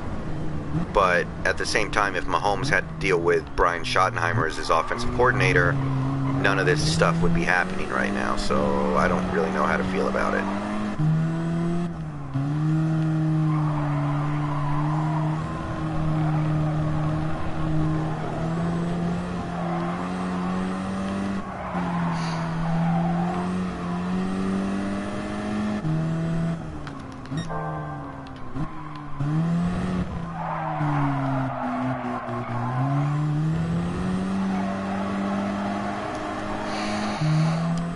Although, if I may call out Andy Reid a little bit here, why is Andy Reid using his first-round pick on a running back? You have Mahomes. Come on, dude. You're better than that.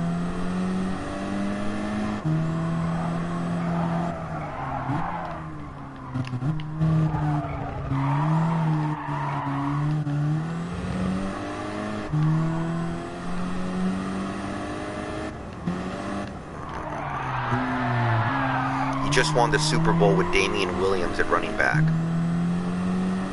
You don't need to spend your first round pick on another one. Yeah, I know he's good, Emmett. I know he's good, but when you have a guy like Mahomes, I question the value proposition.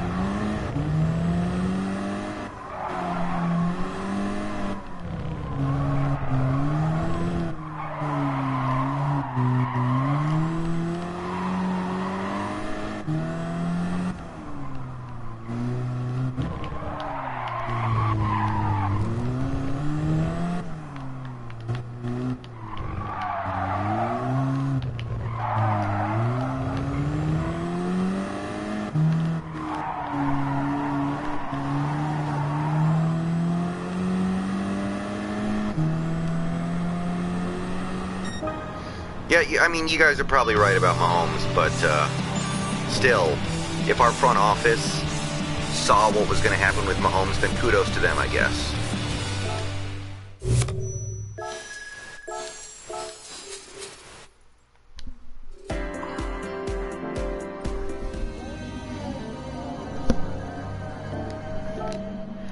Guys, I'll be back in like 15 minutes, okay? If you guys have to cut out now, I understand, but I'll be back in like 15 minutes. I gotta run upstairs and do stuff.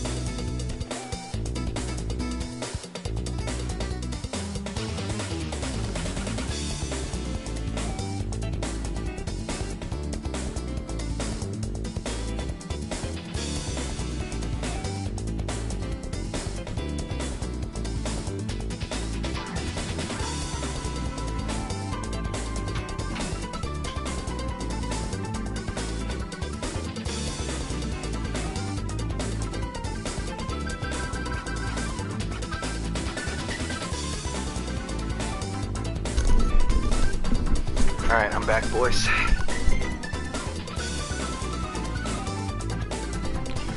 Sorry about the delay.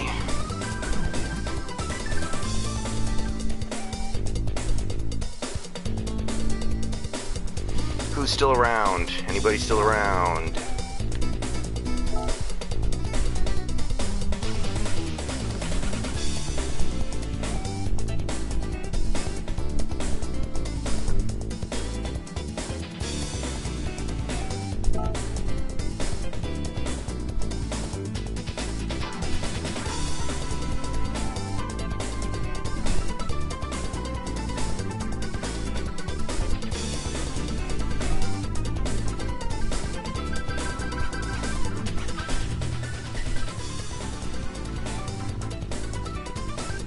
Hey, Ron. I don't know how much longer I'm gonna go, guys, but we're gonna do at least a few more races, I think.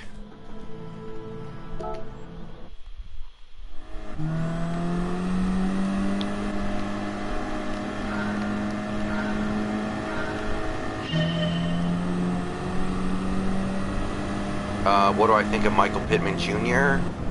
I'm concerned that he's so slow he won't be able to get any separation in the NFL. Hey, Xavi. Like, I don't have a problem with big and slightly slower receivers like Brandon Marshall, but to me, Michael Pittman Jr. might be too slow. You do want to be able to get open at some point.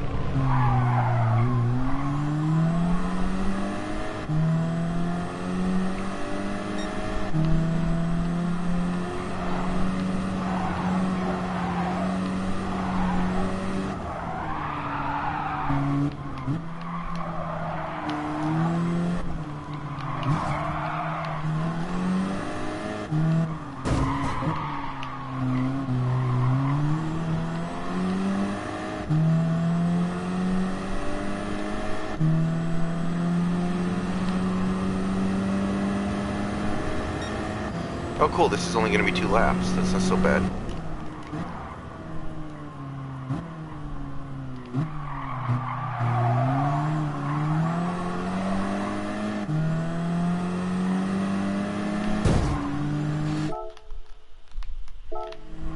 Yeah, that's true, Ron.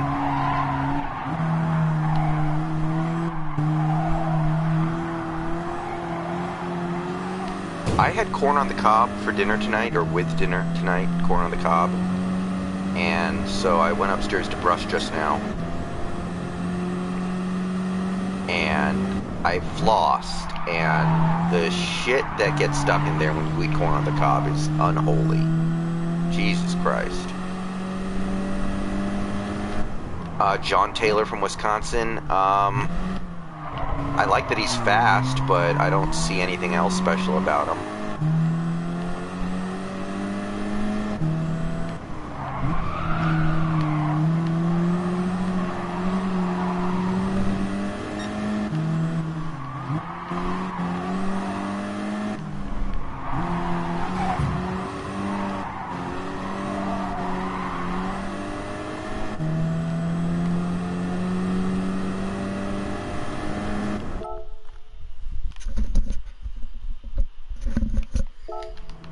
I'm not sure I remember that game off the top of my head, Robert.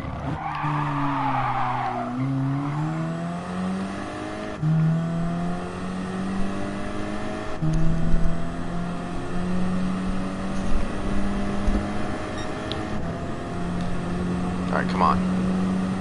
Should be able to catch up on this straightaway a little bit.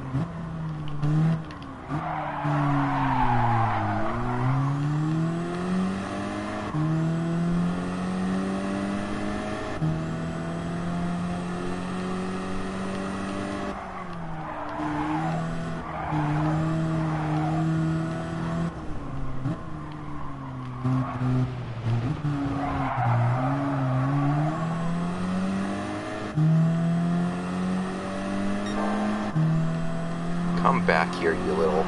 Come back here.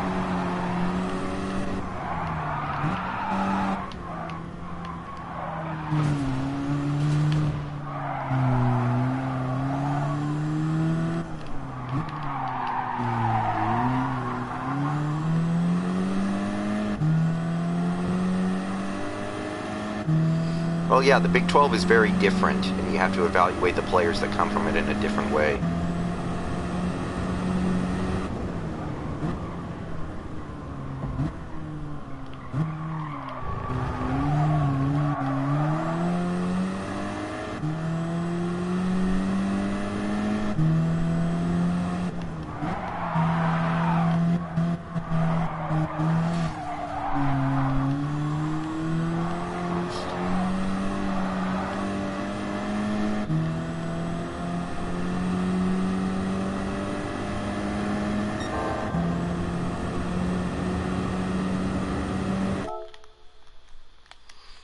I remember that game, Robert, that's for sure. I remember that game. I think that was the first year I started... Oh, shit. Oh, shit. Oh, shit. Oh, shit. Oh. Can't believe I overshot that. I'm an idiot.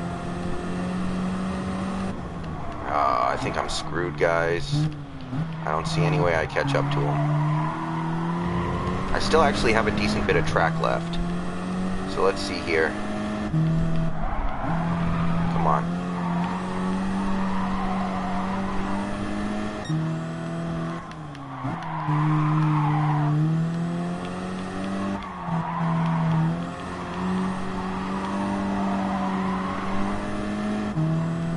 Come on. Come on, blow the turn. Screw up this turn or something.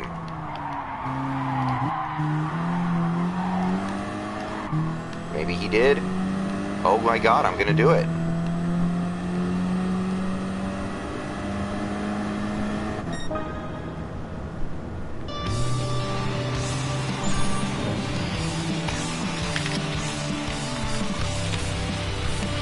Like, USC's problem near the end of Pete Carroll's tenure was they would get up for big games, but they couldn't get up for small games.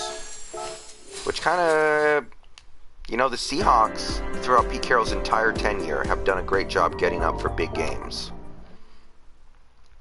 I think that would be reasonable to say. I can't remember the last time we no-showed a big game besides that Rams game 2 years ago.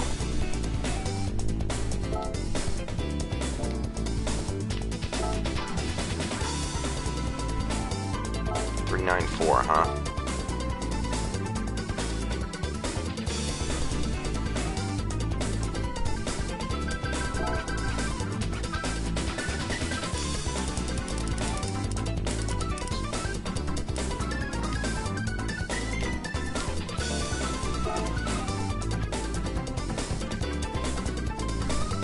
Yeah, Packers 2016 was a pretty decent one, I guess, yeah.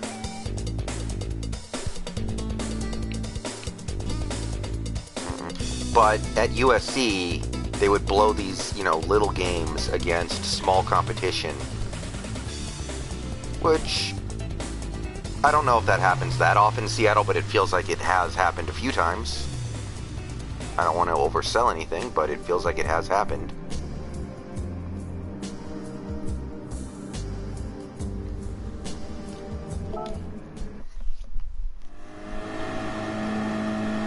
Alright, cool. Simple track. 10 laps. Should be plenty of time.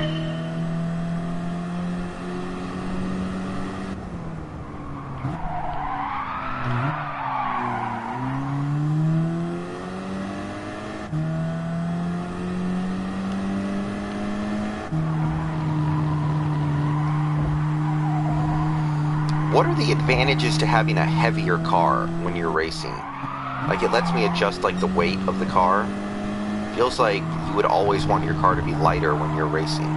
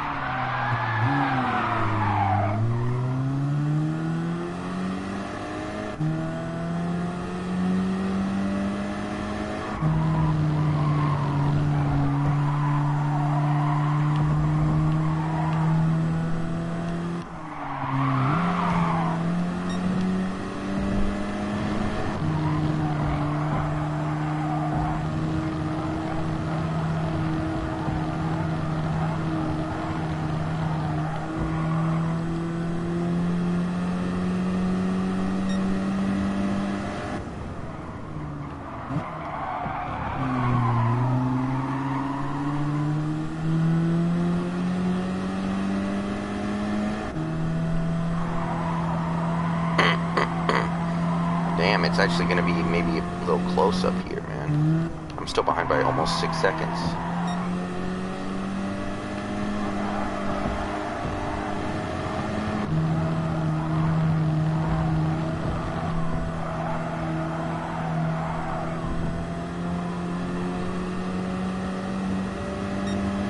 I'm not having a big enough advantage on these straightaways to make up for all the tire squealing I'm doing. I need to clean that up a little bit.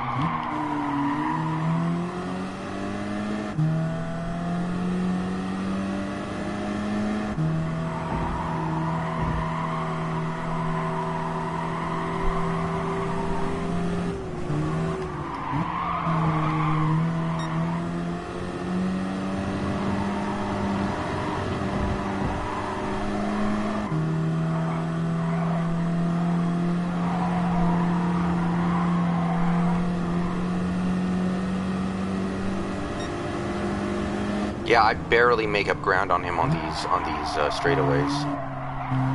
He must be like have about the same horsepower as me, so I'm gonna have to hit these corners really well.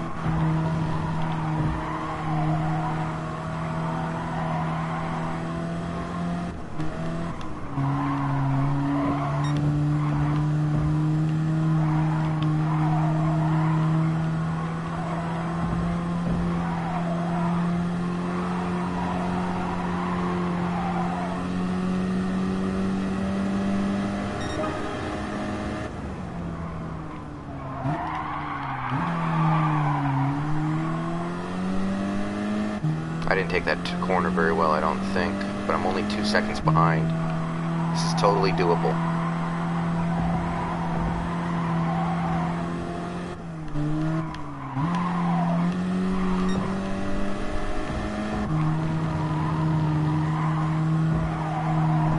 Okay, I've got 1 lap left to make up 1.4 seconds. A little more. Wow, he's pulling away from me on this straightaway.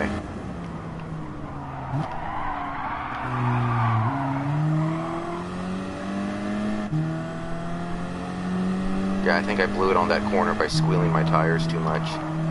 I need to stick to the outside and then I think, like, hit the inside corner on the turn.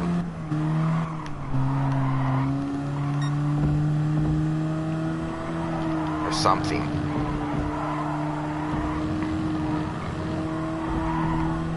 I only lost by 1 second, basically.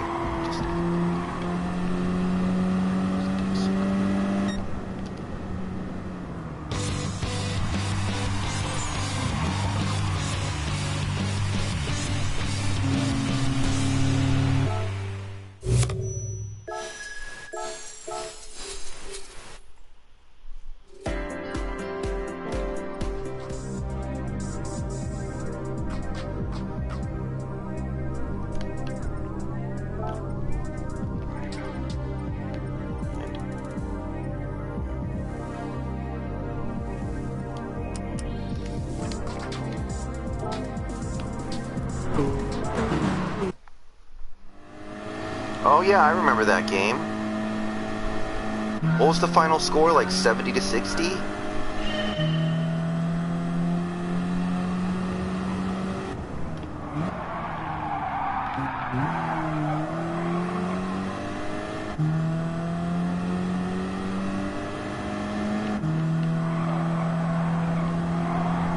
Yeah, that was a fun game.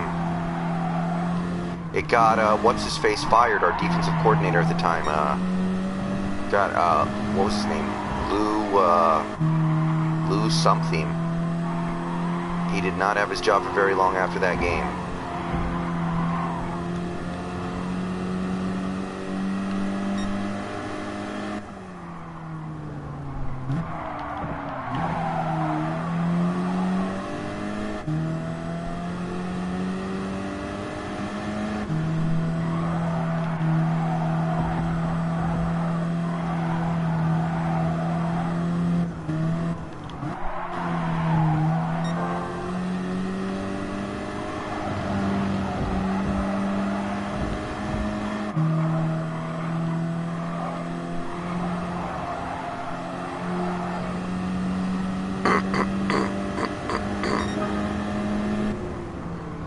I really liked RG3 when he was in college.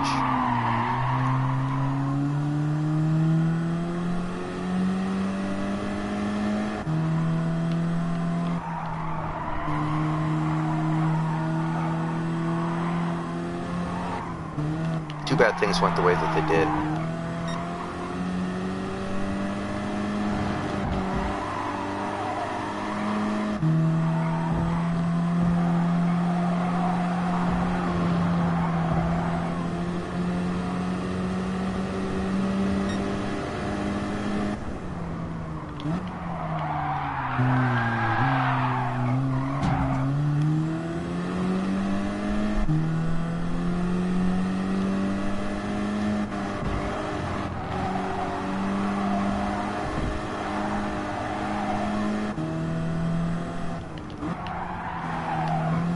Yeah, it is crazy.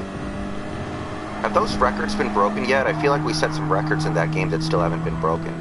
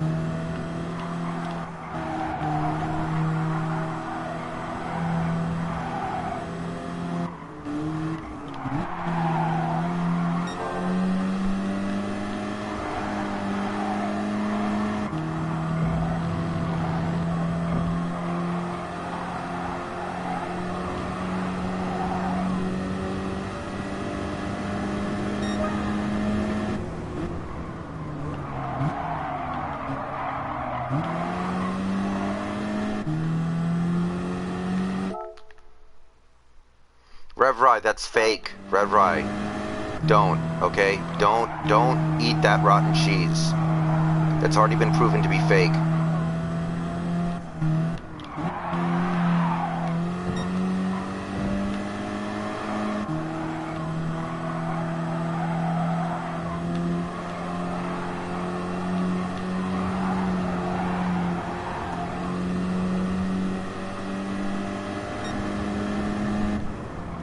That's a Packers fan who's trying to troll Seahawks fans. They proved it earlier today. Don't even think about it, man.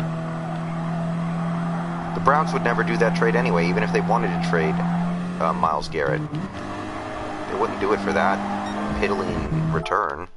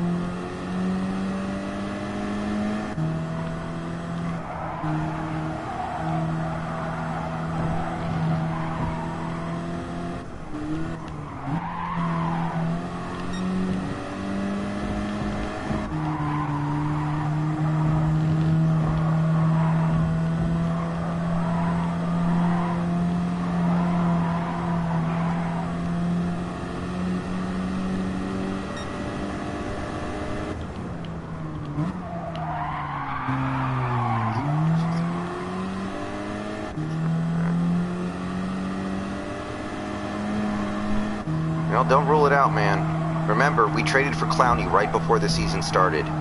There's no rules that say you can't make a similar trade for another stud defensive end.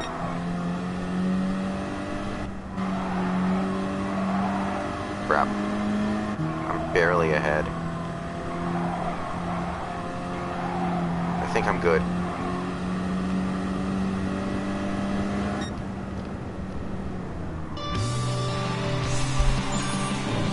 Yeah, Robert, does that record still stand, I wonder? Revra, I would think so. I don't think he would accept a trade without getting paid. I think if you trade him, you have to. It's then kind of a requirement to give him his money.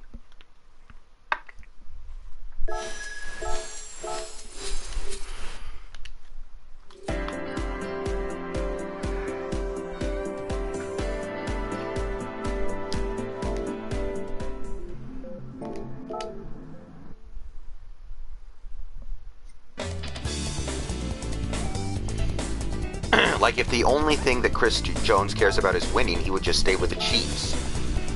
It's not like he'd come to the Seahawks just to try to get a ring. If he wants another ring, he'll just stay in Kansas City.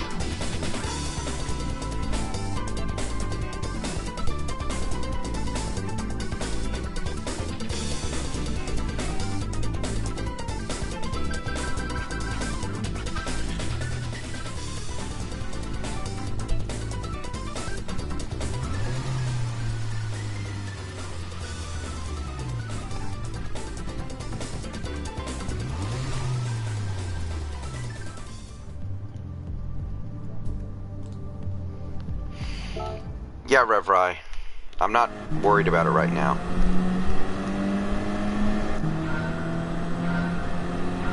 I don't think there's anything to really worry about too much right now. There's a racer in this race named Frankfurter. What an unfortunate name.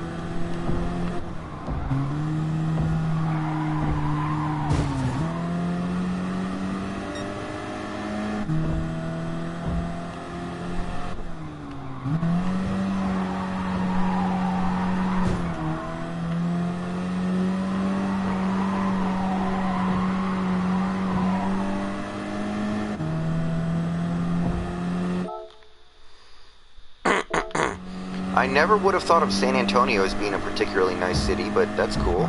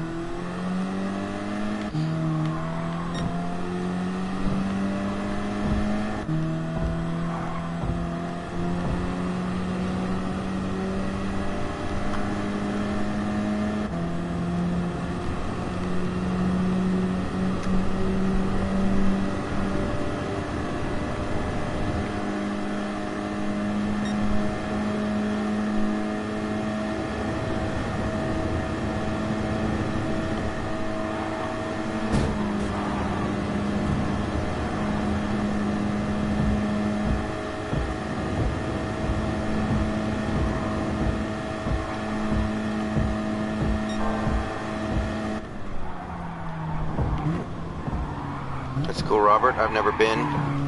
I haven't been very many places, to be perfectly honest with you. In terms of, like, tourist destinations or places of tremendous interest.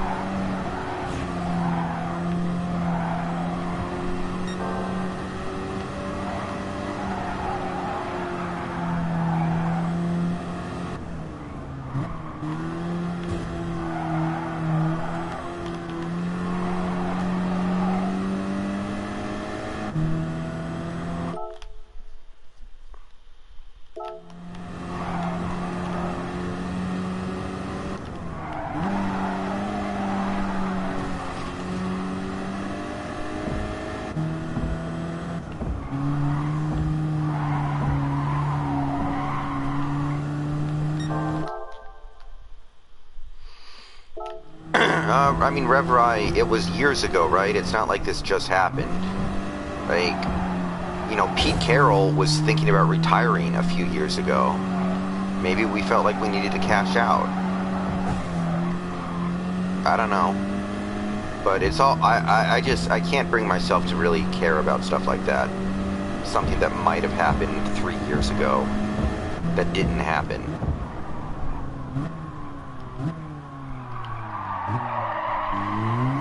Or was it 2 years ago?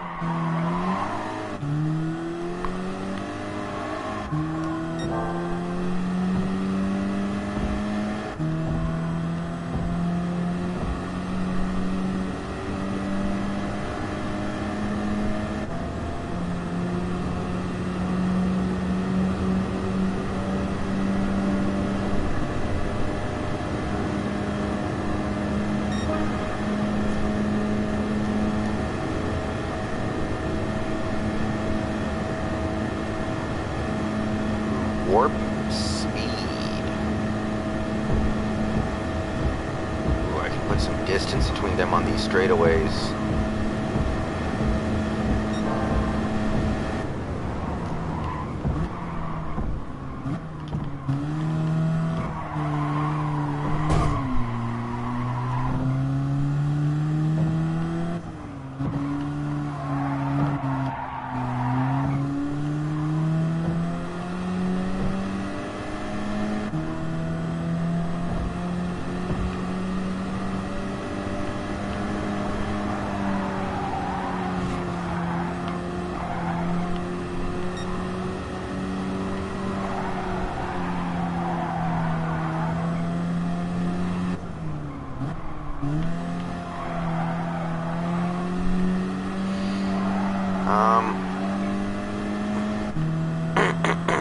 I'm thinking about starting to use Twitter more.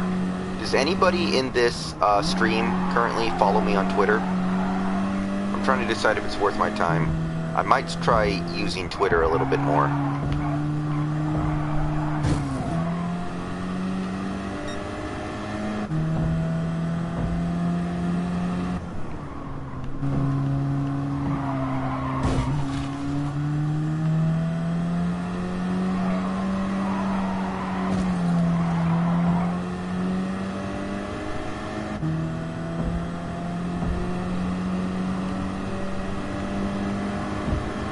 Okay, that's cool.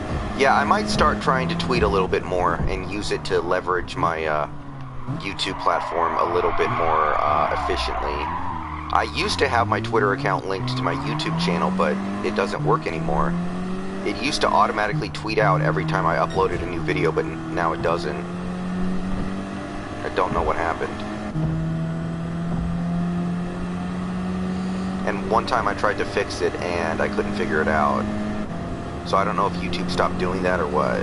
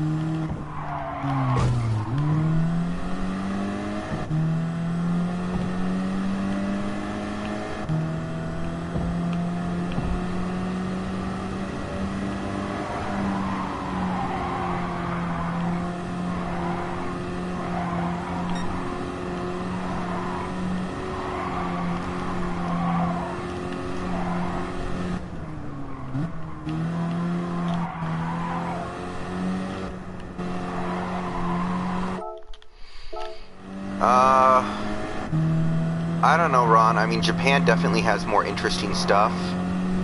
I mean, Korea's the homeland, so I might want to be more interested in checking it out. I guess I would say Korea.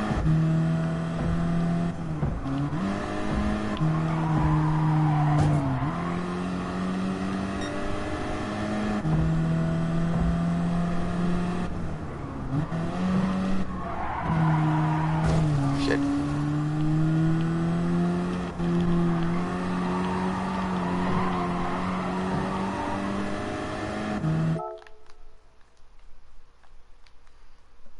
Oh yeah, Robert.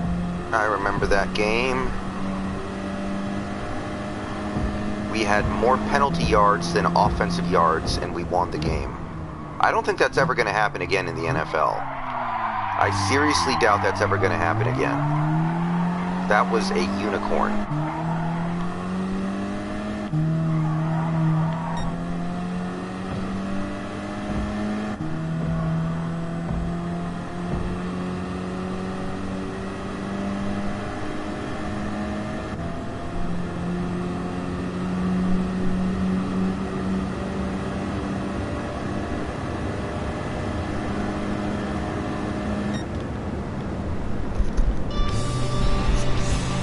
That was the game that should have gotten Jason Garrett fired.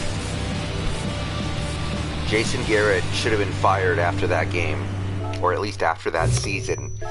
Somehow he didn't get fired. And, yeah. But that should have been the stake in the heart.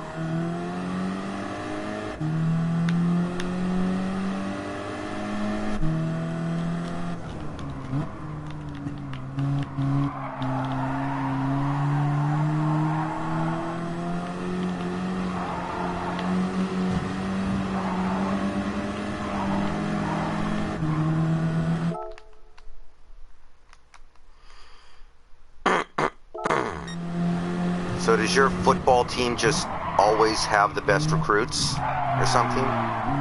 They're kind of like Gaffney in South Carolina or something?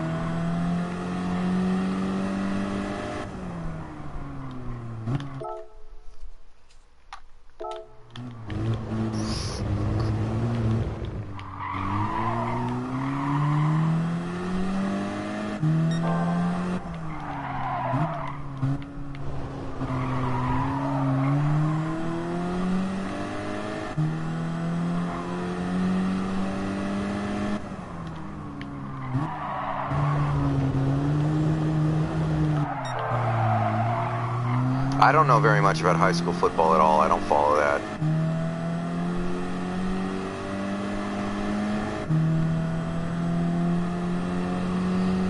I'm not sure if Clowney went to Gaffney. I know Sidney Rice did. I know Sidney Rice won like 3 state championships at Gaffney.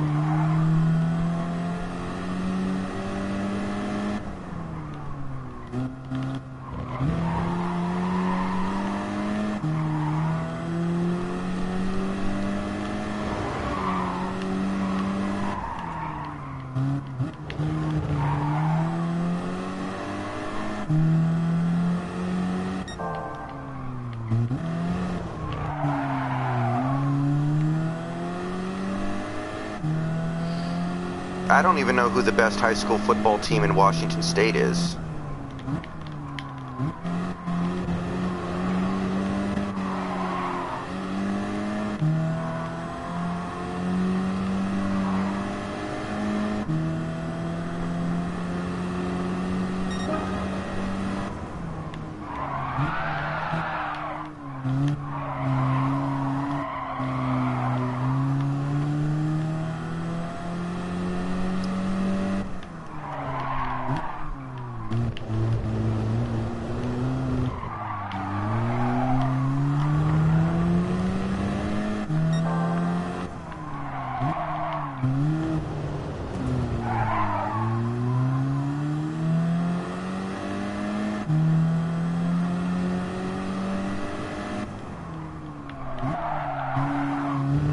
Man, I am not catching up with the leader at all.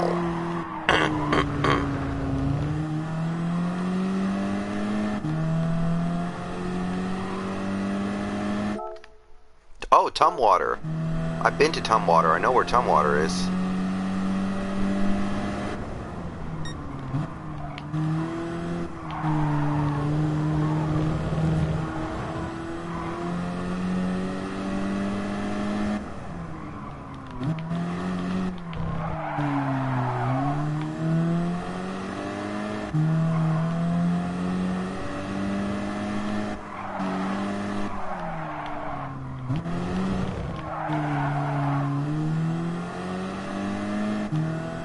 Yeah, I'm not catching up with him at all. In fact, he's just getting further ahead of me.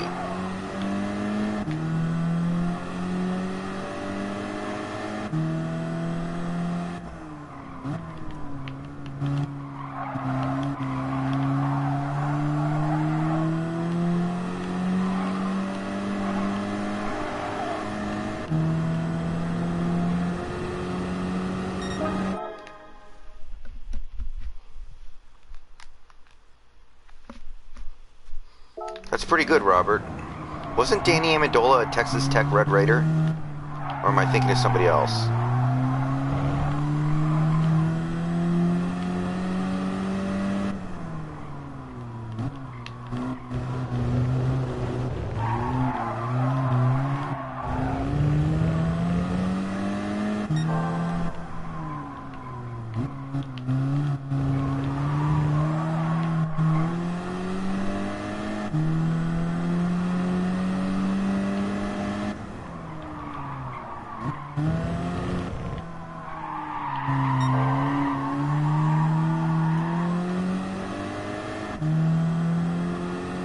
Wow.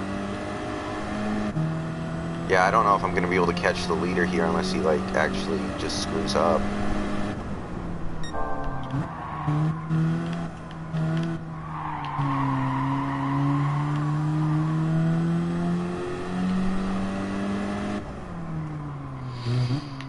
I always wondered about like these phenom athletes, how they did in high school, because like I read a story once about a guy who played against Jared Lorenzen in high school football. And Jared Lorenzen was like that quarterback who weighed like 350 pounds.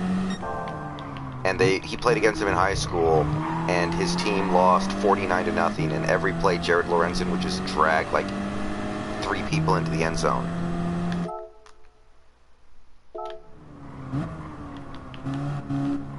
And Jared Lorenzen wasn't even like a real pro athlete prospect in terms of like being able to do something in the NFL. So like I'm thinking about like what did guys in high school do when they had to face like Michael Vick and LaDainian Tomlinson? Like shit must have been unfair.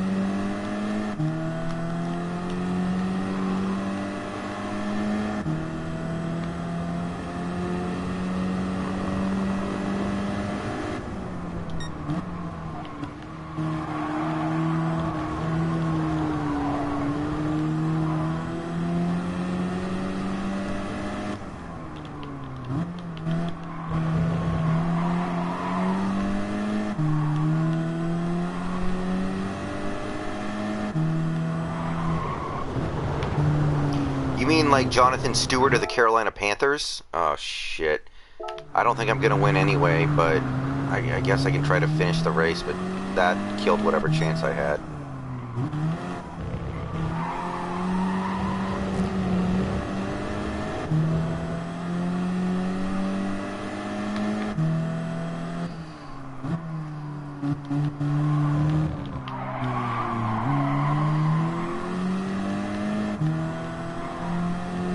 Yeah, okay, I remember Jonathan Stewart.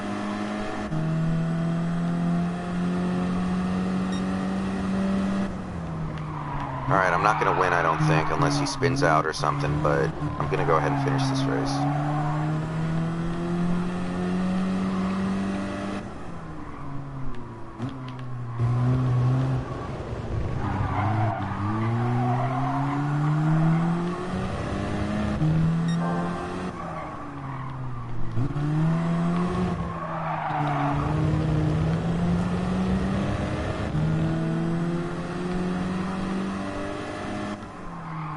Yeah, I did not go to high school with any famous athletes because I did not go to high school at all. When I had to take standardized testing for people who were a high school age, I did do them at Lakes, which is where Jermaine Kearse went. But they're not really a major high school football program to my knowledge.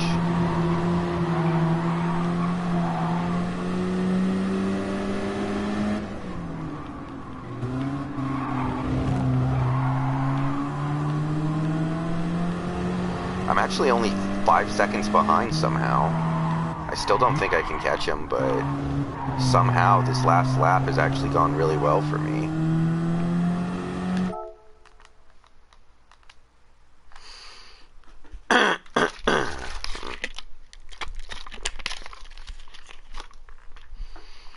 I have a coworker, former coworker, who I used to golf with a lot, who grew up in California, and his sister, I think it was his sister, one time dated Jason Kidd.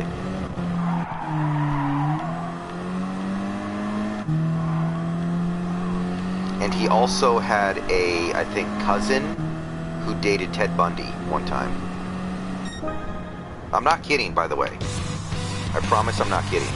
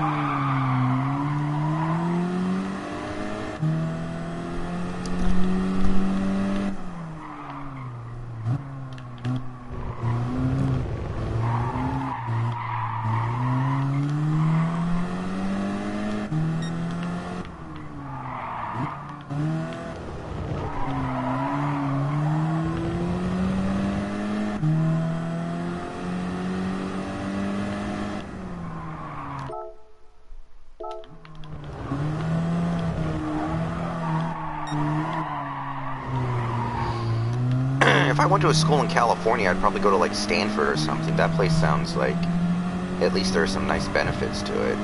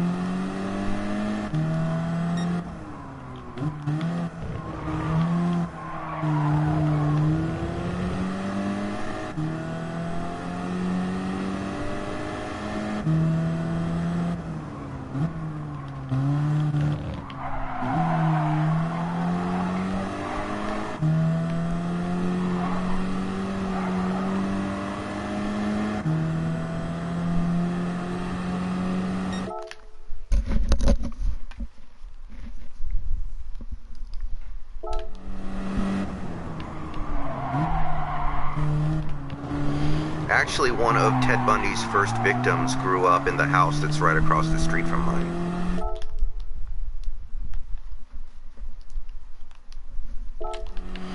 Well, Robert, like, do they win every game in a blowout, or are there actually teams that can make it competitive?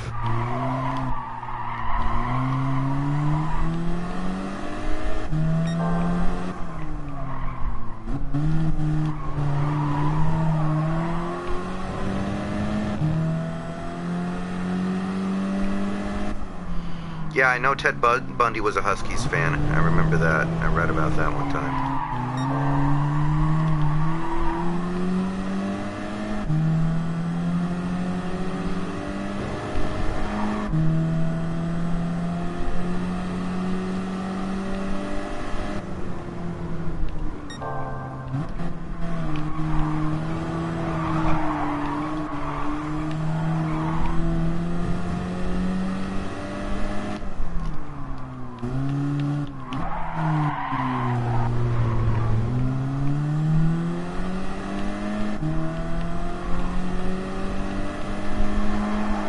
I didn't know high school kickers could kick 55-yard field goals.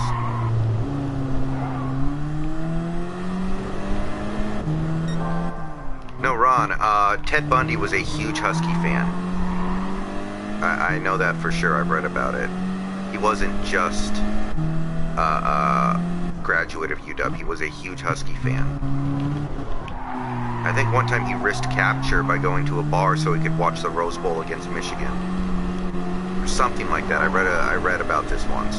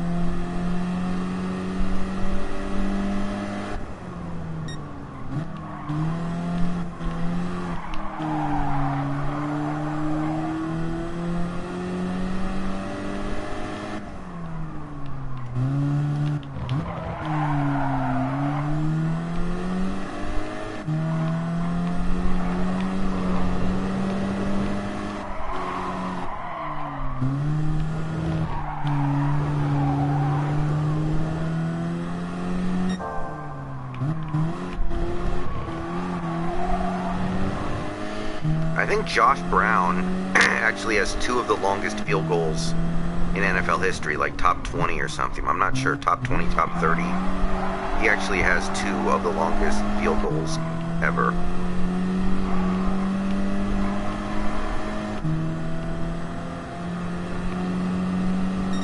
I think he has 2 58-yarders. Or maybe Hauschka has 1 and Josh Brown has the other. I can't remember.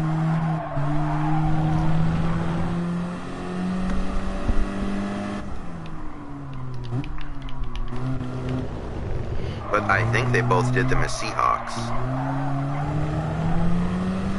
I was actually at a preseason game where Hauschka hit a 58-yarder.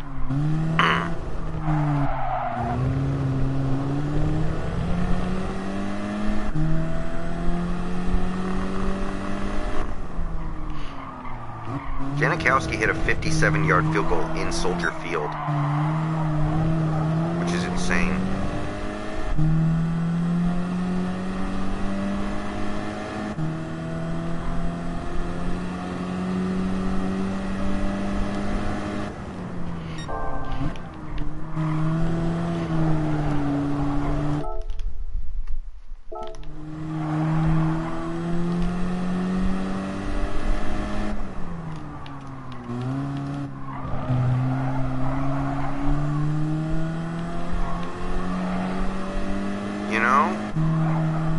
I'm aware that that game happened, but I don't remember watching most of it. That was the game where Wilson hit Luke Wilson for the game-winning touchdown with like a minute left, right? I remember watching that game, but I remember very little about it.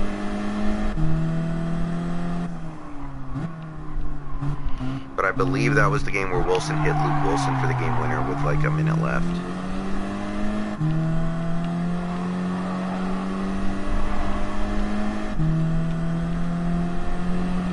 And that was coming off a 2-game losing streak, too. We had lost to the Cowboys and the Rams. That win saved the season, and then we ended up actually getting on a roll after that, pretty much.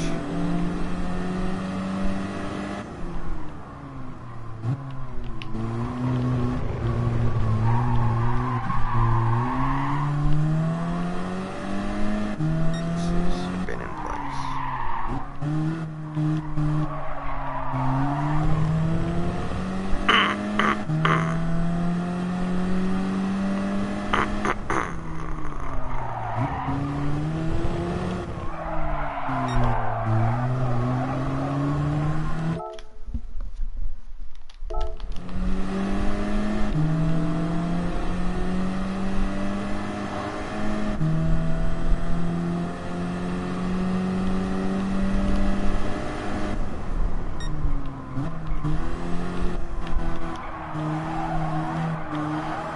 Baldwin should have broken out 1 year earlier. If Baldwin had broken out that year instead of the year before, I think we would have won the Super Bowl that year.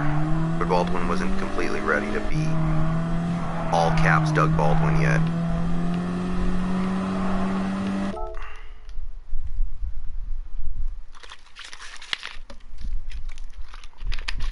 Oh really, Ron? That's funny.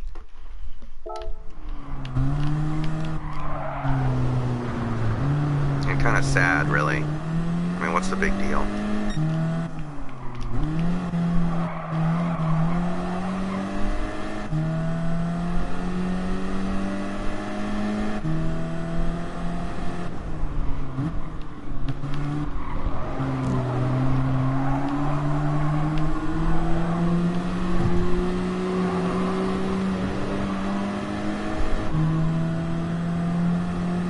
Okay, I have 1 lap left to catch this guy.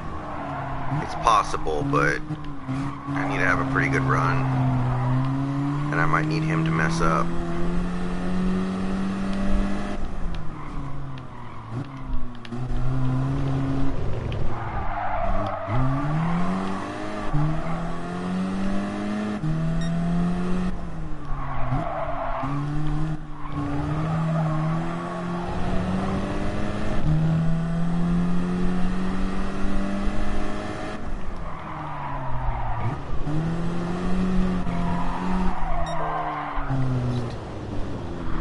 Shit.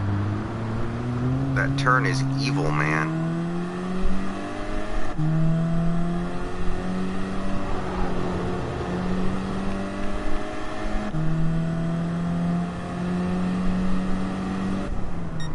turn just keeps going and going and going.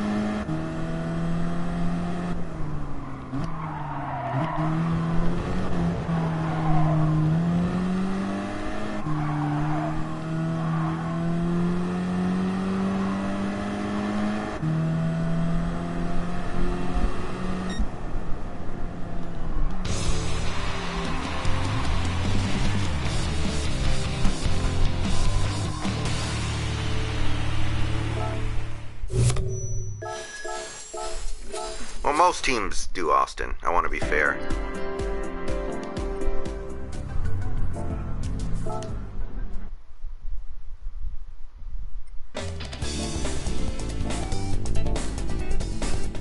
Alright, guys. It's 11:30. I'm going to bed. Yeah, that's one thing that confused me about the Longhorns. Like, the Texas high schools all run the spread. And the Longhorns stopped running the spread 10 years ago. Like, why did they do that? All their recruits went to Oregon because of that shit. Alright, guys. I'm gonna get out of here. See you guys tomorrow, probably. Go Hawks. Do more stuff here tomorrow.